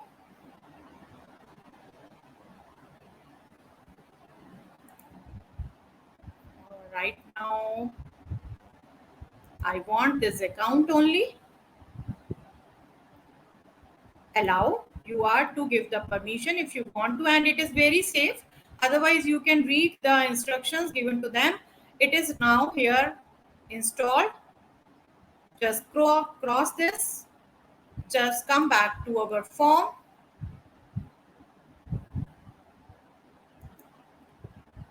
Yes. Cross this. Now you can see this button is created. Whenever I want to use that Hypatia, I have to come here. Just click on this Hypatia create. Right now only one add-on is here. You are to click on this and you can use it. Insert added mass. A window will pop up. That you can try yourself. But how to add an add-on and where to find that add-on? This you are going to, this working is a different one. You can try it yourself, but any add-on, timers, mass, and any add-on you want to use with forms, you can find here after adding from this 3 dots. So from my side, it is over. I'm just going to share this form with Mukta ma'am. She will share in the chat box. You can try it. And there are very good adventurous story. We are not going to create each and every story here right now, but Mukta ma'am will share the forms with all of you. You can just check yourself and find it useful. Thanks, ma'am. From my side, it is over. Thanks a lot, ma'am, Meena ma'am, and Nirupama ma'am. It was a wonderful explanation. So, and the viewers are really enjoying the session. One Yeah. thing, viewers, we know that we are just getting a little bit late towards late. Please be patient because we have right now 2 3 more interesting sessions, and now next we have Google Slides with Pavni ma'am and Harpreet ma'am. So I And by the welcome. end of the session, yes, ma'am. Sorry. Mukta ma'am, please share the forms also Yeah, sure, after ma'am. the Sure, batting. Yeah. Thank you, ma'am. And sure, ma'am. audience, please don't forget to fill up your forms to get your certificates. By the end of the session, we are surely sharing the form, feedback form for you to avail the certificates. So, yes, ma'am, please go ahead. Pavni ma'am and So now I invite Pavni ma'am and Harpreet ma'am for Google Slides. yeah. Hello, Harpreet ma'am. Good evening, ma'am. Good evening. What an overwhelming session. I think it's full of knowledge. Our participants, I can see the chats and the comments. They are thoroughly enjoying the session. And I think after this 3 days packed session, we'll be all good to go with the exam. So, Yeah, definitely. Absolutely. so I'm gonna Absolutely. The Yeah. comment section is filled with amazing, amazing feedback for all of our presenters, and that's really encouraging. so here without much ado, I know we are behind time, so I'm gonna quickly share my screen. Let me know once it's done. Yes, ma'am, sure. All right. So, a very good evening to all of our presenters. We are truly glad that we get a chance to interact with you all. And today, together, we are going to learn few features of Google Slides. But before we get started, a little introduction about ourselves. So, can we have this slide up, please? I'm Harpreet ma'am's trying, screen. but it says shared, but it doesn't show up. Yeah. Yeah, it's loading. So here we are. So All there you go. right. So, dear educators, I'm Pavni. I'm the leader of GEG Hyderabad. I'm a Google certified educator level 2 and I teach primary school students. And today I have a fellow GEG leader joining me on this topic, Harpreet ma'am. Thank you so much, viewers, educators. I am Harpreet Chaudhary. I'm a primary school educator as well, a Google certified trainer. I am the leader for GEG Ludhiana chapter. So we are going to start with Google Slides. And there, would you like to go for this, Pavni ma'am? Yes. So these are the skills that is very important for you all to master if you want to appear for GCE Level 2 certification. So few of the topics over here will be handled by me and few will be handled by Harpreet ma'am. So let us get started now. I request Mukta ma'am to share my screen, please. Yes. So here I have a little dummy slide for us to get started with this presentation. So first of all, let us see that we have a slide deck ready. So in case we want to insert videos, we want to insert images or shapes for our classroom, then how can we do that? So what we will do is that we will go to this insert button, and using this insert, we can insert various images, we can insert text box, audio files, video files, shapes, tables, and so on. All right.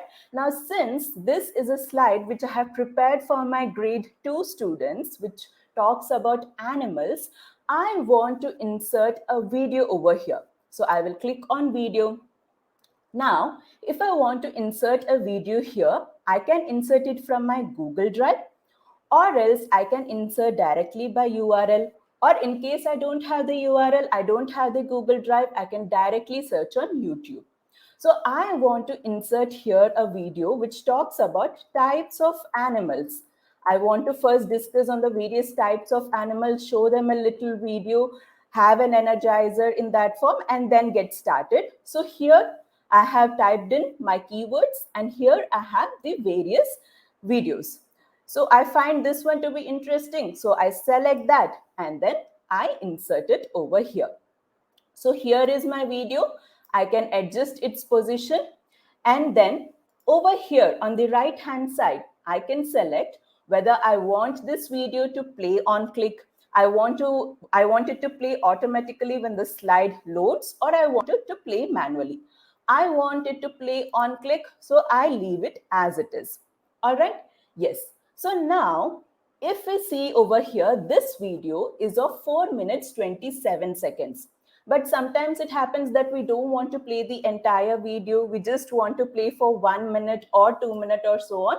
So that I can change over here. I can specify at which minute I want it to start, at which minute I want it to end.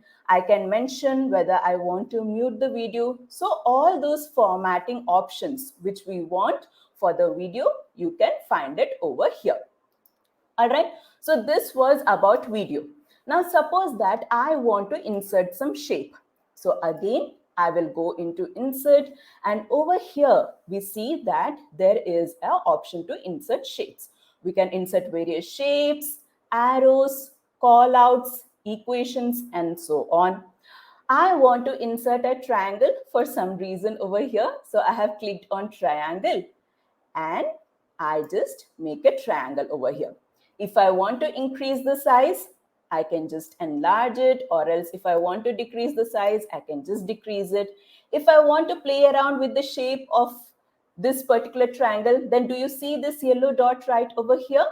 We can just click on it and see, we can play around with the shape as well. In case I want to change the color of it, I will just select the shape and I will go over here and I can change the background color as well. In case I want to put in any text, I will right click on it, go to edit text and type in the text I want. So in this way, we can insert videos and shapes. Now, what if we want to insert images? Again, I'm sure that you all would have guessed it. You will go into insert and you will go into image. Now here you have an option to upload a picture which you have saved locally in your system, or else you can upload it from Drive, from your Google Photos, or else you can access the camera, or else again you can search the web. Now, since we are talking about animals here, and this is the slide for carnivorous animals, let me take an example of tigers. Children are very much interested in lions and tigers, so let me have that up on the slide. Again, needless to say, you can enlarge it or else you can reduce the size as well. In case you want to crop it, just select the image and over here you can crop the image. Just click on the crop image and you will be able to crop it. All right. Now, suppose you want to mask the image. Now, what is masking the image? This image is of rectangle shape, but I want this image to fit in the size, fit in the shape of a circle, of an oval. Then how will I do it? I will select the image and next to crop image, we have a down arrow. Yes. So this down arrow is for masking the image. So I will click here and then I will select which shape it is that I want to mask this image into. So see, I have selected the oval shape. So now the image is masked in the shape of an oval. So this is, dear educators, how we can insert various tables, videos, audio files, video files, shapes, pictures, etc. Whatever you want to insert, you will find it in this menu. All right, so we have created our slide deck with all the information, all the pictures, text that we wanted. Now, this slide is totally white into color and my grade 2 children need some colors on their slides. So how can I do that? So whatever I need, I can find it over here. See, layouts, themes, transitions, etc. Either I can change it from here or else I can go to slide and I can edit the theme. I can change the theme. I can apply layouts, transitions, etc. Or else I can just come on the slide, right click, and from here as well, I can select the layout. I can change the theme. I can add transitions and so on. I find this easier. So now suppose that I want to add a background color. I'll go to background and over here, I will select a color and see the background color is added. Suppose that I don't want to add a color, but I want to insert an image. Then I can choose an image as well. Again, you can insert images as background from your camera, from your photos, Google Drive, or simply through a search. Okay, so these are the various options that you have. You can select any one and set it as your background image. Okay, so this was about the background. Now coming to the layouts. So when we prepare a slide deck, there are various information that we keep on our slides. Yes, sometimes we do comparison, sometimes we have only text, sometimes it is only a title so that we get started with a section, and sometimes it is title with text and so on. So for different type of content, we need different types of layout. So all of that, all of the different layouts which are available, you will find it over here. So as I said, this is the title slide. If you want to give the title, use this. If you want only the section header, use this layout. If you want a title with a body, use this layout. if you want title and 2 columns, usually how we do for comparisons, we use 2 columns for comparisons, right? So in that case, we can use this layout and so on. So according to our content, what we are presenting, we can choose the layout here. Now, if I want to change the theme, if I want to apply some theme to all the slides, then I can just go on to theme and I can select that which theme I want to apply. Okay, I can make any one selection and it will be applied overall to all the slides.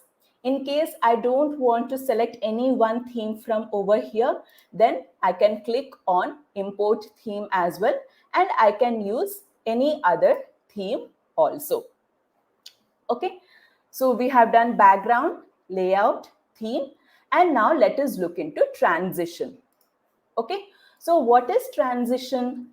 So suppose that we have some text, we have few images on our slide, and we don't want everything to load at a time when we are presenting. Yeah, then we can add some animations to our slides. For example, I have added in this animation that when I click on the slide, only then the definition of carnivorous animal should come in. Now let me show you how we can do this. So I have applied an animation to the text that it should come up only when I click on the slide. Now I will apply an animation to this image. Okay, once this text comes up, after that this image should come up. So I will just select this image. I will say add animation. Over here we can select that which kind of animation do we want. You can just play around with the various options that we have, and then you can select whether you want the image to come on click or after previous. In our case, after previous will be after this particular text that is coming in, after previous or with previous. I'll say after previous, that after this text comes in, I want the image to come in. And then you can set the speed also, that how much time do you want the animation to be. Okay, so once that is done, you can just say play and then see. So this is how we can add in animations. All right, yes. So now we have added various formatting to our slide deck.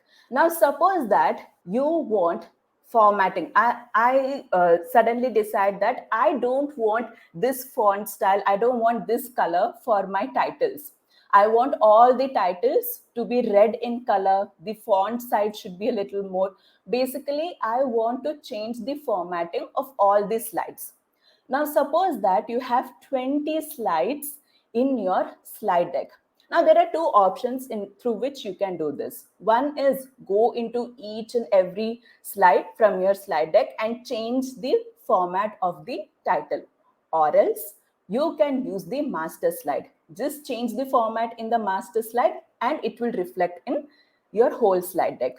Needless to say, we prefer the method of using a master slide because there is no repetition of tasks. Yes. So how can we do that? We will just go to slide, click on edit theme, and see this slide that you will find on the top is called as your master slide. Here I will click on the title. So this is the title of the slides. I will say that the text should be red in color. It should be 30 in size and the font style should be Amatic. Okay, so now if you see, the format has been applied to all the slides. I may not go and change into all the slides, just edit the master slide and it will reflect into all the other slides as well.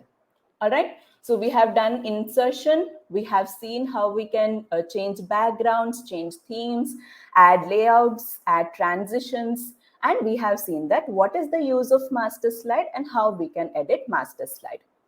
Now, once this is done, let us see the presenter view. So when we are displaying the slides, we can make use of presenter view as well. So what is the use of presenter view? Let us have a look at it. Harpreet ma'am, can you see the next tab which is showing the presenter view? No, not yet. All right, Harpreet ma'am, would you like to share your screen so that we can show what happens in the slideshow? I will just share it, ma'am. Yeah. There.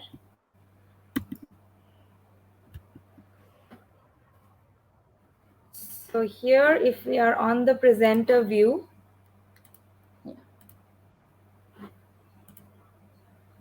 can you see, ma'am? I think it is Mukta ma'am. I request you to share Harpreet ma'am's screen.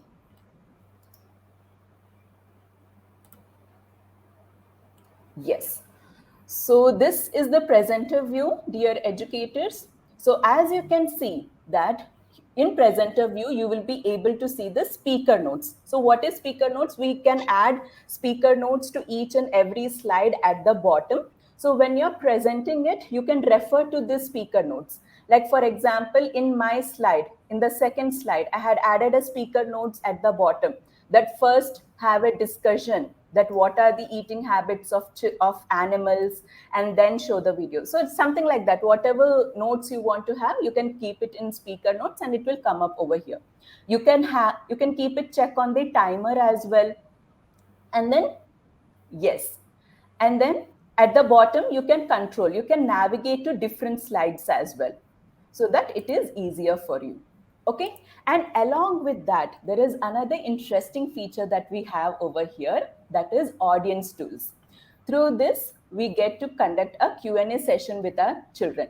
Suppose that at the end, I want to give some quiet time and I ask my children, what do you think? Is it good for animals to be in the zoo, or should we just let it out? Then what can I do? I'll just ask the question in the class, the children, what do you think can be done? Please type in the answer. So there, what I'll do, click on start now, please. So when we click on start now, we are opening a discussion forum over here. A link is generated. You can see at the left hand side, it is saying that it is still accepting questions. It is still on. Yes. So now you can just copy that link and you can share it with your children.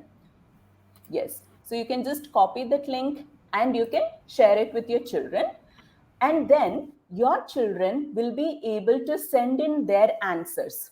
So when they send in their answers, they have an option to send the answers anonymously as well, which is a great feature for our shy children.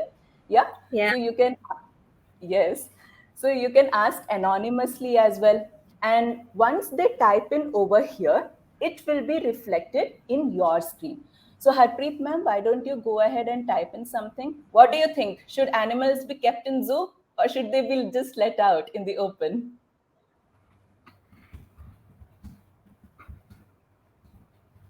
I feel they should be let out in. Ma'am is increasing the suspense, huh? Let out in, okay, let out in reserves. Okay, that's good. And when I submit? Yeah, so once they submit, the audience will be able to see the previous answers. And as a presenter, what you will be able to see is, see, this is what you will be able to see as a presenter. You can present this answer on your slideshow, on your screen, and then you can have a discussion related to that as well. And I absolutely love this feature because it truly makes our classes interactive. So this is it from my end, and I now hand it over to Harpreet ma'am. All right. So look, this is how it's presented to the kids, big and bold, and it's really interactive. And for live sessions, it's really useful. So I think even the middle school or high school educators can use it to their advantage by using this beautiful tool of Google Slides. So I'm going to go back to my slide deck. So we've covered the interesting part, which Pavni ma'am has already done. My part is a bit more practical, and you need to be creative. So here, without much ado, we are running behind time. So we start. I'm going to quickly show you. It is the student created content that we need to work on. We need to look at how students get involved using Google Slides.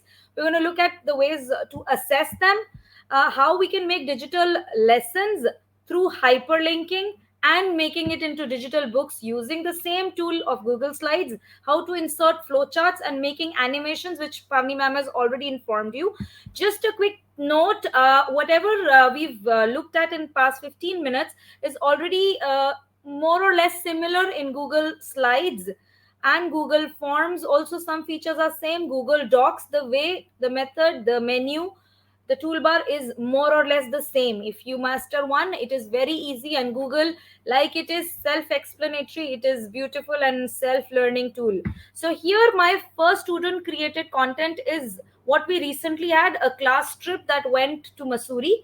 I gave a shared slide deck to the students. So these are just few ideas you can use Google Slides, because Google, when we check our exam pattern for Google educator level 1 or level 2, the objective is to make sure that the educator who's taking the test is more comfortable with the usage of tools and with the method, how things are followed. A lot of steps are followed in the exam pattern, so you don't have to do the scenario questions in the exam, but you will have to know where what is and how to apply it to your everyday knowledge, is what the check is all about. So if you're using it, if you're comfortable with making these things, I don't think it's a hard deal to crack. So here we've got pictures. So I asked the kids on a shared drive, I shared the pictures of the trip. They had to insert the pictures from the drive. So they use the insert tool here to click image from these 6 options that they had. They had the drive that was shared, a folder was shared to the drive. They had to insert text, they had to format it, and once they did it, we shared it and we converted it into a video using our Canva, which is a third party tool, and it was a beautiful feature. So you see, they chose the background, they set whatever Pavni ma'am just showed you, the font, the size, the text, whatever it was beautifully shared with the students, and they did it all by themselves. So that's one idea. Second, this was a teacher led activity wherein we were doing body systems. So we had this activity wherein we use the shapes, which again Pavni ma'am introduced how to do it. You've all done it in level 1, to just insert a shape, just gave it a colorful look. We added different shapes and text boxes. They just have to drag in to see where it goes. So it could be a shared activity. I'm not marking it right, just for an example. So it could be a shared activity, or it could be a class activity together, like a quick check on your, we can do different formative and summative assessments via Google Slides. So that is again a beautiful resource to do it. You just have to use the insert tool. I keep saying to my kids and other educators, insert in the toolbar is our best friend. So if you make friends with it, you have everything that's inside this insert, and it's a world in itself. Going on to this one, again we looked at hyperlinking. What is hyperlinking was already told to you during the earlier session today in Google Docs.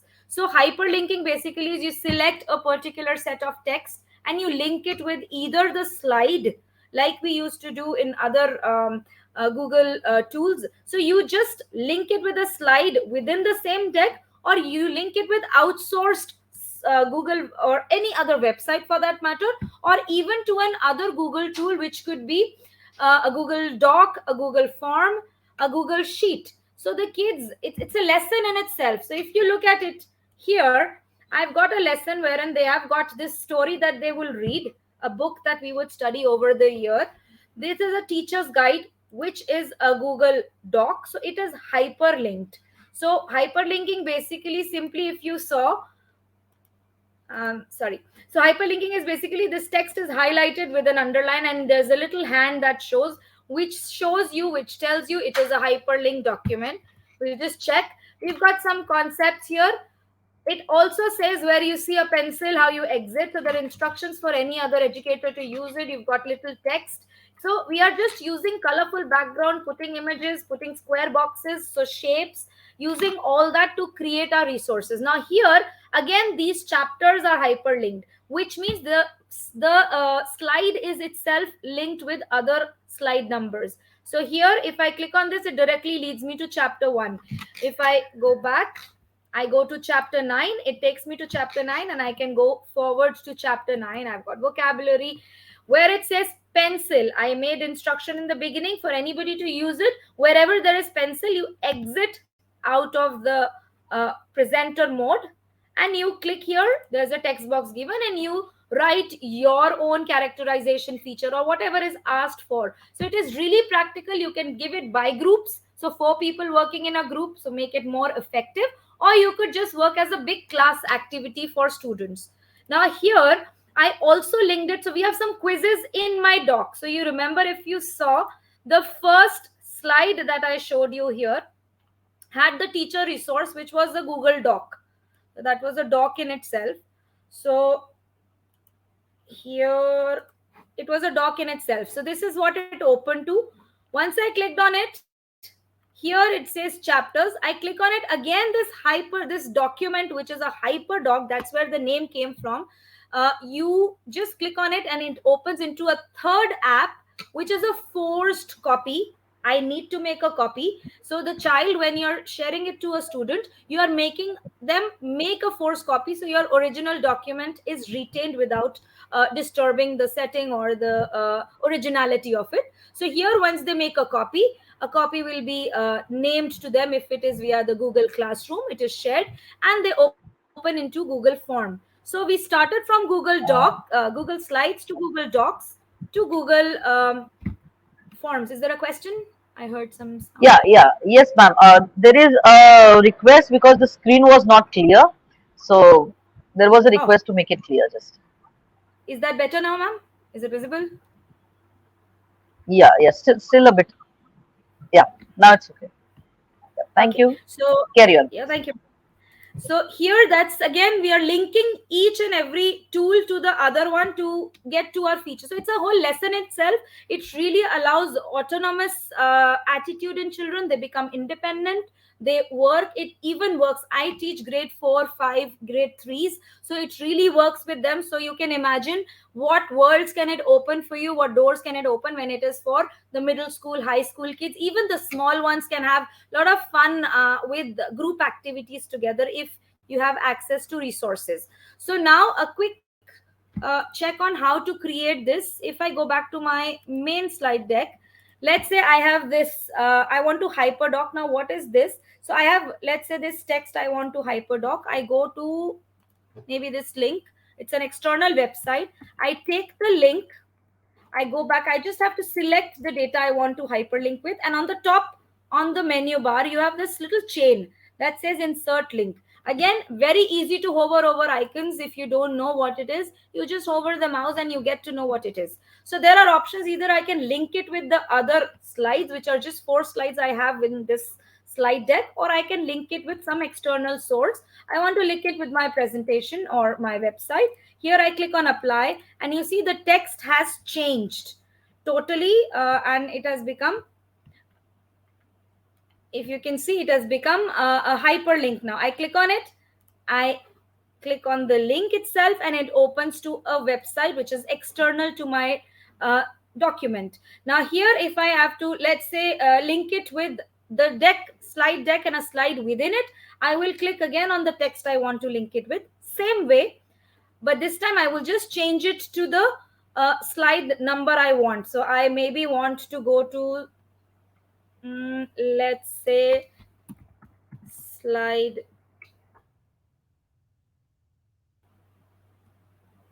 next slide. So here, the slide 2. Now when I click on this and I'm on my presenter view, if you click here, I am directly onto this.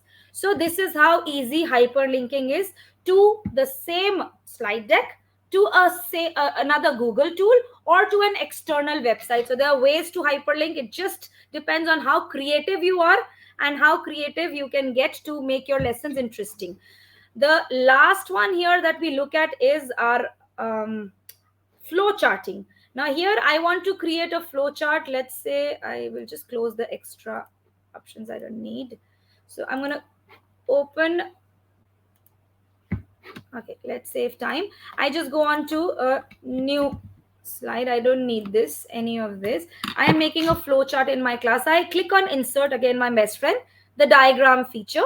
The moment I click on the right side, there is a panel which gives me a lot of options, whether I want a grid view, I want a hierarchical view, I want a timeline, or I want some process, some circle, or a cycle, life cycle, if you want to show it to the kids like a life cycle of chicken. I will want to take this. Once I click on the hierarchical view, I've got a lot of options in it. The shapes, the colors, I can make whichever way the flow chart I want. I can just click on it. I can totally change the color. I highlight the whole thing. I can change the color of the text from white to black. I can change the color of the boxes. Maybe I can change the color of the text here to make it look blue. I can change lot of things in it. I just need to enter, for example, on the next one I want, here I don't want this, I just click on this one. I just say there was a family called Harrisons. I can just, and okay, let me do this. So I'm gonna go on to, okay, Harrison had 2 kids, Naomi and John. And John had further 2 kids each. So there was James, Julie. There is John, who has 2 girls, namely Suzanne and Roxanne. It looks like a beautiful family. So I've made a family tree. Same, likewise, I can make it for kids to show the continuous learning that they are doing in the lesson, to start a unit with a overall objective, bringing them to subtopics and further subtopics inside what they will be needing to do. So I can make my curriculum, my progressions, my lessons in a way which is very interactive and interesting. So that's again another new feature.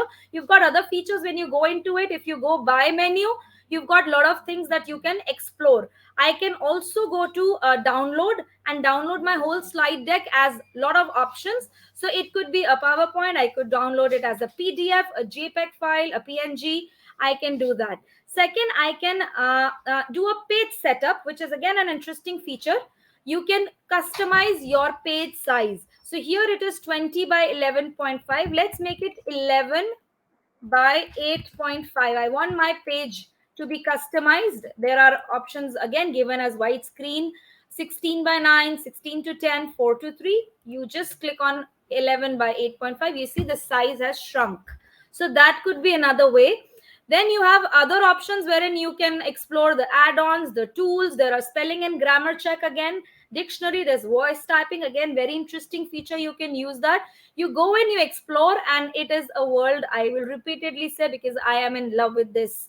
And lastly, we have this one more feature I'd like to share. Imagine I'm sharing this slide deck with someone. It is with my students or a co-teacher or anybody outside. I'm uploading it as my resource to be shared with our educators. I want them to make a forced copy. What I'll do is I click on this, where I have until where I have edit. I'm going to remove that. And I just simply type copy. The moment I do that, this is how my link turns into make a copy. So whenever now, if I share now this link with anybody, it could be my school, outside, or students, they will have to make a copy. So it's a forced copy feature. Erase everything until edit. Erase the edit also, just type copy and you will see the magic. Last one, again, to generate a link, you have options wherein you can do a share. It is again the same in Google Docs. You have a share option. You can share it with whoever you want with an email ID. You can remove the restriction, anyone with the link. You copy, you give them the rights, viewer, commenter, or editor rights. You copy the link and you are done. You copy paste it. There is another way that you can do it. It's a publishing to the web. Now if you are publishing your document as a web page, your Google slide, it's very easy. You just hit publish. There is a link. You can choose the time, how often or how soon you want it to go to the next slide. You have some options to choose from. As soon as the player loads or you restart the slide after the live, you can also embed the slide into another resource or a tool or a website. So if I just say link and I click publish, it says, are you sure you want to publish? Okay. And here I have a URL that is generated for me. I can directly share it through my Gmail, Twitter, Facebook. So social media is integrated into Google. From here, my embedded code is also generated. I can just click on this and we are good to go. Publish the contents, they are all published, it confirms.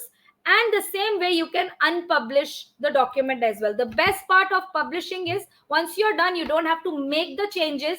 Whatever changes you make in the slide deck will automatically keep changing onto your slide deck. So you don't, once done, it's sorted. You don't have to update it again unless and until you change or make a copy of the slide, it won't. So that is all. I think we are good, and you just hit again stop publishing. You have the slide deck to yourself. So that is all from my end. I think that was pretty uh, good information and pretty quick. I tried to make it super fast. Apologies if it was a bit too No, no, fast. no, You will no, all no. get the recording and you can follow up on the recording. I think we have a lag of time. Thank you so much. I hope that will help all the educators present here for their exam preparation, and we'll all be good to go with all what we've shown and what we've helped you with. I will share a slide deck towards the end, Muktama, maybe, wherein we can just have a Yes. link of the questionnaire that they can try. We can Yes, create ma'am. that. Sure. Sure, Thank you sure. so Sure. much. It was amazing, Harpreet ma'am and Pavni ma'am, both of you. Really, Thank very well you. explained, and I'm really loving this the way you are explaining, as always. Amazing. Thank you. Thank you so much. Thank you. Bye. All the best, Yeah. everyone, and thank you for your time. Bye bye. Thank you, Thank everyone. Goodbye Thank and thank you. all the you. very Bye bye. best. Bye. Yeah. We are short of time. So, and our next session, please be patient, viewers. And we are sorry. Our educators are just, they are into teaching and giving you more and more. So, coming back to our next session thing, that is Google Classroom. And I invite Seema ma'am and Nirupama ma'am on the stage. Welcome, ma'am, both Welcome, of ma'am. you. Welcome, Smita ma'am. Good. Thank you, Mukta ma'am. And Please go Thank you, ahead. Bana ma'am. yeah, Yeah, hello ma'am. Hello everyone. Please permit me to share the screen. Yeah. Yes, ma'am, sure, you can share.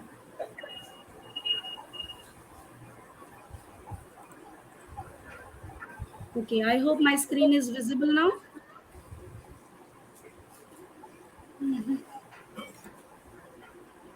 Yes. Yeah, ma'am. Okay. Okay. Myself, Smita Jain. I'm a Google certified trainer and representing Varanasi, the city of Lord Seva. I'm a leader here representing GG Varanasi, and my partner Nirupma ma'am. Yeah, so my name is Nirupama Mahapatra Das. I'm representing GG Darjeeling and a mathematics teacher and Google certified trainer. Yes, Smita ma'am, today we are going to learn about Google Classroom. So can you tell, I mean, what are the benefits of Google Classroom and big advantages? Okay, today we are Yes. going to skill to masters the how to create name and section of the Google Classroom, setting the header image, managing and using classroom stream and discussions, use topics to organize content in Google Classroom, classroom setting pages, how to share classroom from mobile devices, how to set up your classroom to the differentiate learning, enabling guardian summaries. So coming next, why we use this classroom, there are 10 reasons why we use classroom. It's there on the slide also. Basically, main thing is we get everything in the Google Drive. Whatever we do, it is a paperless classroom, and it is a very simple way to communicate with student, where the student and the teacher both can communicate at one place, and it is always get uh, improved. Like Google always get updated, and the classroom is also get improved. So let us see the live demo of the classroom. Yeah. Yeah, ma'am, that is good. So, I'm moving to the Google. So how to go for the classroom is, you have to just click on the waffle and click on classroom. If you are using mobile, you have to download the app Google Classroom from the Play Store. And if you are using the desktop or a laptop, you can go through waffle, but you have to have a Gmail account. Then only you can go for it. Okay. Now coming to the Google Classroom, when we click on Google Classroom, we get the icon of Google Classroom here. You can see here.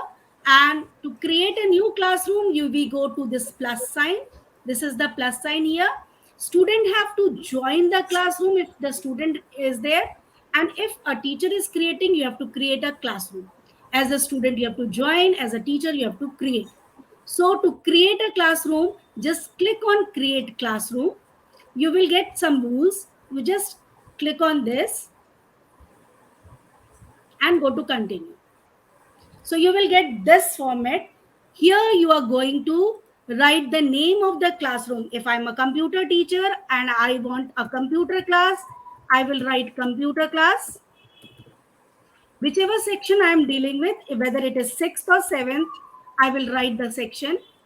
If it is computer, again I will write computer as a subject, and in the room you can mention the room numbers and you can create. So it will take time, few seconds to create a classroom. I am moving next to the classroom. When the classroom is created, how it will look like. This is the classroom. It is been created now. You can see the code here. This is the code here. This is used to invite the student. When you click on this code, you can see you can invite student using this code also. As a student, a child is joining, he can use this code and he can join the classroom. The another thing is, Smita ma'am, just I'm sorry to interrupt you. I think your screen has been stopped shared. yeah, yes. okay, wait a minute, let me share it again. It is sharing now. Yeah, it will come. Yes, ma'am. Yes, Yes. ma'am. Okay. So when you are going for the code, this is the code. Children can join through code. If you are going with the link, if you want to send a link to join, uh, Mukta ma'am, can you send the link in the chat box so that the teachers, the viewers can join the classroom which I have given you?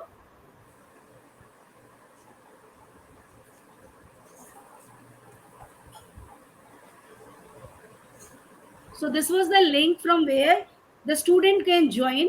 This is the link. You can copy the class invite link from here and you can send it to your student through email, or if you have created a classroom, if you have a WhatsApp group, you can send this link or a class code. With this, they can join your classrooms. Now coming to the name next. Now changing the header. This is the header here. You can customize your header by clicking on customize this button. You click on customize button. If you have already some photo on your system, you can upload that photo.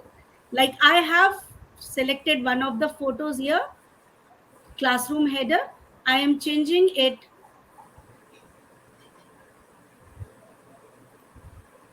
See the header? You can drag it and fit it to the size of your classroom and select the class theme. So it will be changed. Yeah, it's really good feature, ma'am. Yes. Now, if Yeah, you want your font style to be changed, you want the theme colors to be changed, you can select whichever color you want. You can select Now the text which will appear in the classroom will be of same color, whichever color you select. You can see I'm saving. Now everything is visible in pink color as I have selected the pink color. Now this is the stream area where the announcement is to be taken place. Whichever announcement you want to do, you want your children to join at some specific time, you can announce it here. You can just write here, please join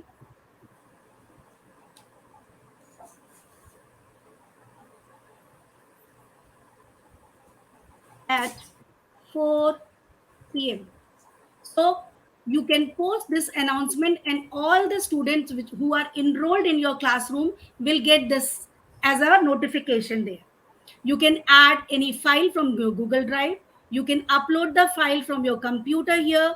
In case you want to add any link here, you can add the link, and even you can attach a video also in the stream when you are going to show it to your student. After this, you can schedule your this stream announcement whichever time you want your children should see. You want 10 minutes before the classroom, on the date, specify the time and schedule it. Or you can directly post right now at the in the classroom. So it is posted, and the student, those who are appearing there, will get the notification for that. Now coming next to it, it's classroom here. Now, one more thing is which I left here was, you want this stream. Here you want your children also to comment. You can select the setting and you can change the setting of the stream here. This is the section for the stream. You can select from this drop down arrow that student can post the comment. Student can only post comment. Only teachers can post or comment. If you want a discussion of a student on the posting or the announcement, you can go for the with the first one. And if you want only the comment to be given by the student, you can go for the second one. And if you want only the teachers to give the announcement there in the stream section, you select the third option. In case you have selected the first option and your student have some discussion which has been deleted, you can see, you can switch on this item and you can see all the deleted items, all the deleted comments on the stream section. You can view that. This is only for the teacher, not for the student. So coming back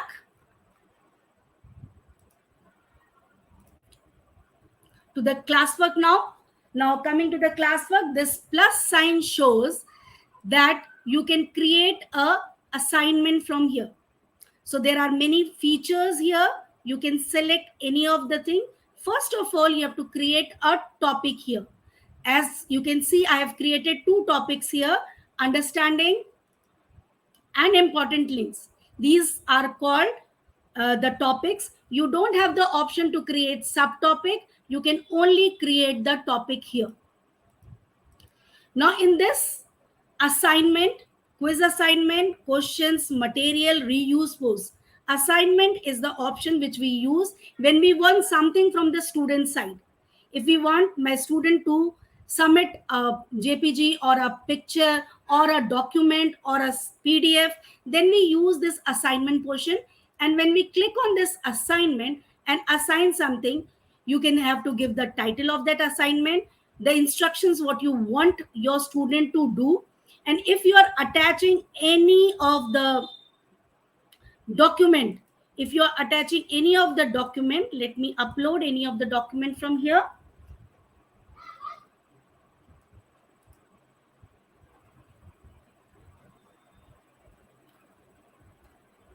This is a quiz. I am inserting this and I want my student to get a copy for each student. So I will click on this, make a copy for each student. The document which I am attaching here will convert it into many copies and it will be assigned to each student who are there in the classroom. Student can edit the file. If you want your student to work on the same file, you can go and click on this option. If you want any document that should be attached, only the student can view and answer it accordingly. Whatever the question is, you can go for student can view file. If you want the assignments to be given as a point or a number, you can go and create a marks here. You can change the mark. If it is of 10 marks, if you are taking any assessment, you can take it as a 10 marks. And if you want it to be ungraded, you just want their submission, so make it ungraded.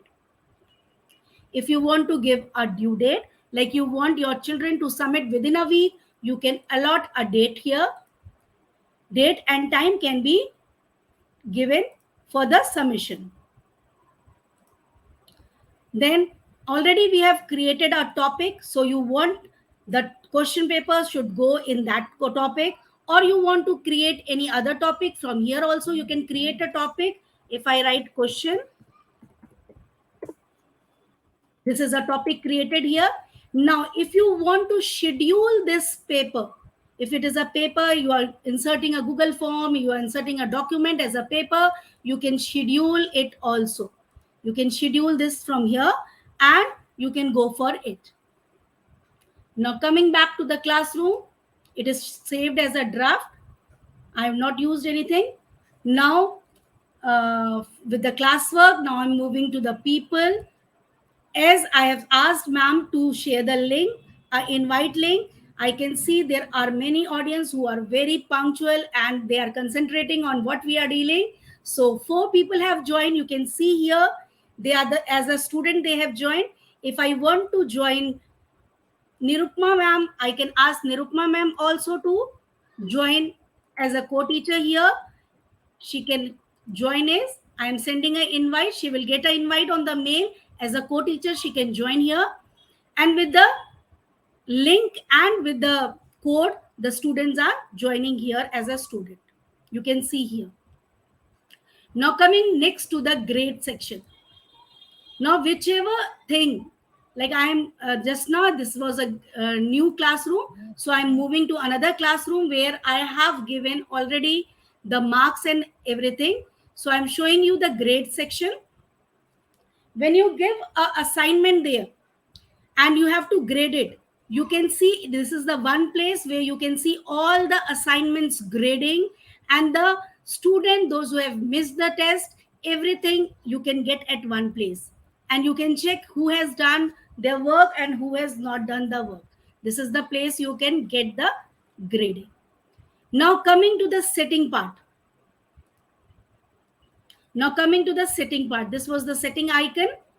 Now the stream section already I have explained. If all the students have joined your class, you can turn off your invite codes.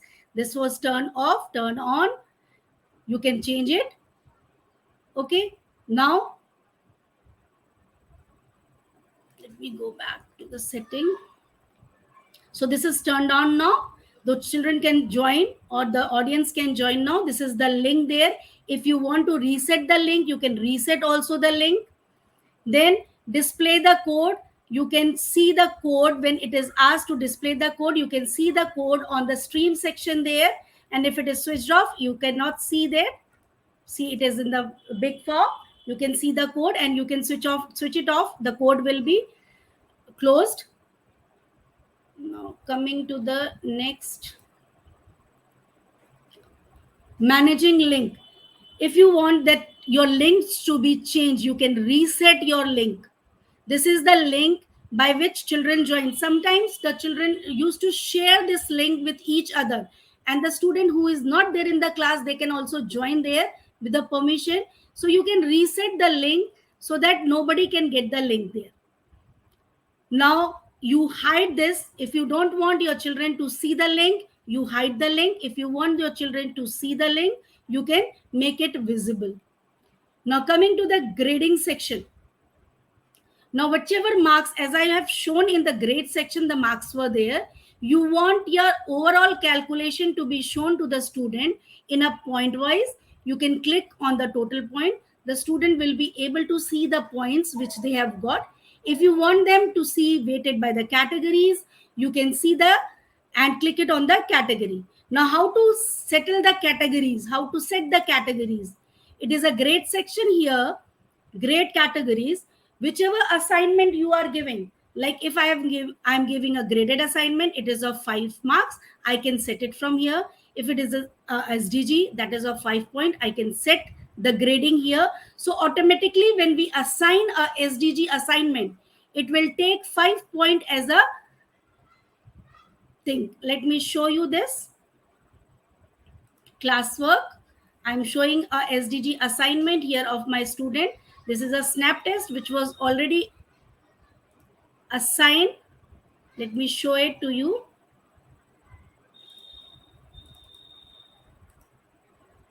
See, the graded assignment was of 10 marks. It is already, when I have categorized it in the setting section of the marks, graded categories, it is already given as 10.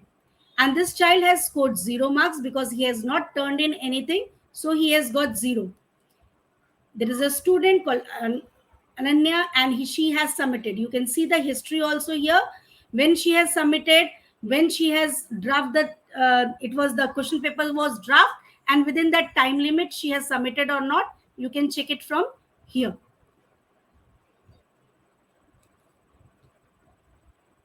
Now coming back again to the classroom, you can give a comment also here.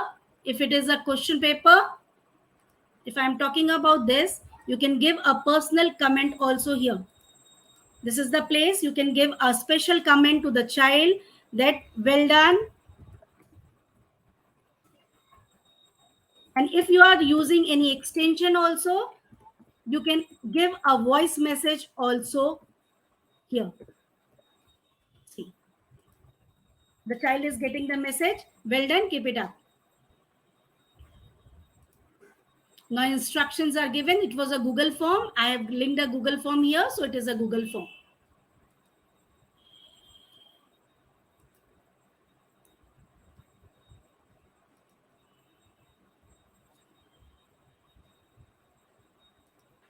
Anything I have left, ma'am? I can't hear you. You are mute, ma'am. Sorry. No. What happened? So those who are there, one more thing. If we are going for the, let me go to that classroom where teachers are joined.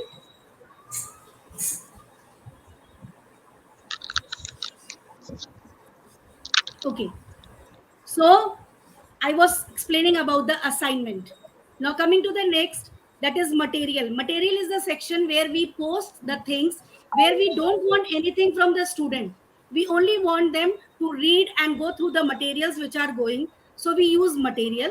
Then reuse post if I have too many classes and I have posted any document or any form in one of the class. So I can use this reuse post there, and from that class I can select whichever topic I want from there. I can select the classroom and I can select the post from there, and I can post it in my classroom. See, I can reuse this item in my classroom. Yeah, ma'am. One thing, can you tell how to enable guardian summaries? So basically, Yes, inviting ma'am. guardians. Yeah. Yes, ma'am. Coming to that point also. Now here, one is differentiate learning. If you want, you are in a class and you want, just now you want your student to answer a question, so you can go with the question section and you can pose the question. As I have created a question here,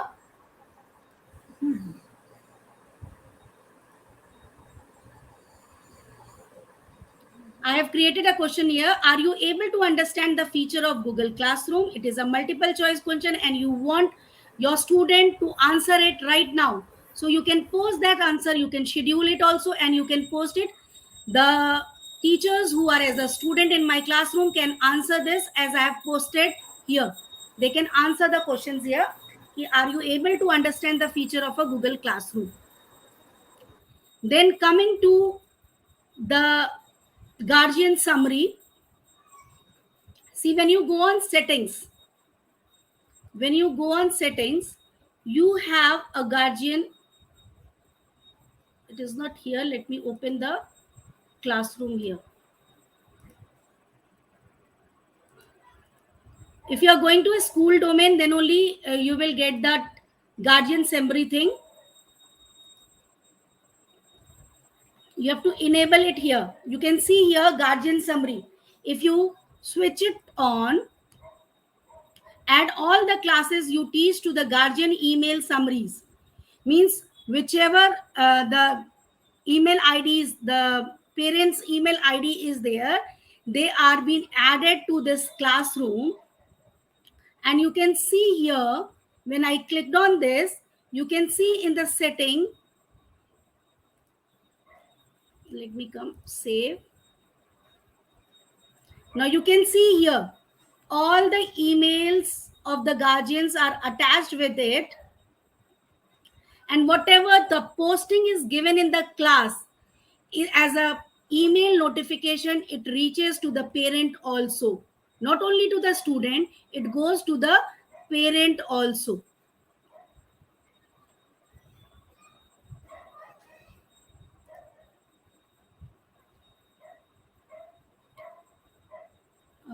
Let me check that how many teachers have understood and they have replied here. Oh, I got 2 answers here. See, 2 answers they have given. Yes, this is the class, that is Reena ma'am and Devesh Tiwari sir.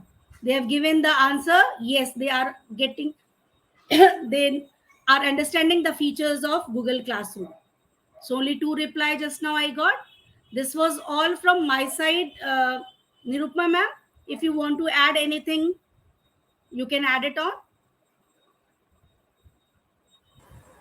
Ma'am, you have covered everything beautifully. So one thing just I want to add, whenever we allow the students to copy the, I mean, question paper or any assignment, no? So I think more than 100 students, it will not allow. Yeah, ma'am, if you have tried this, because class of 40, 50, up to 100, each student can make a copy of that thing. That copy feature is not available for more than 100 students in a classroom.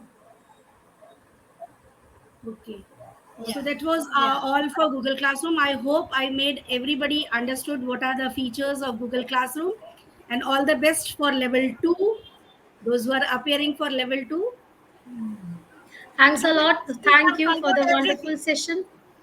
Yeah. Nirupama ma'am and Smita ma'am, yes, we have definitely understood everything. And I Understood. hope the educators have understood and ready for level 2.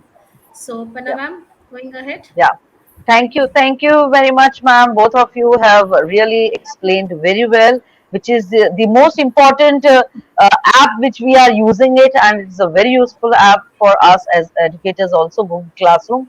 So amazing.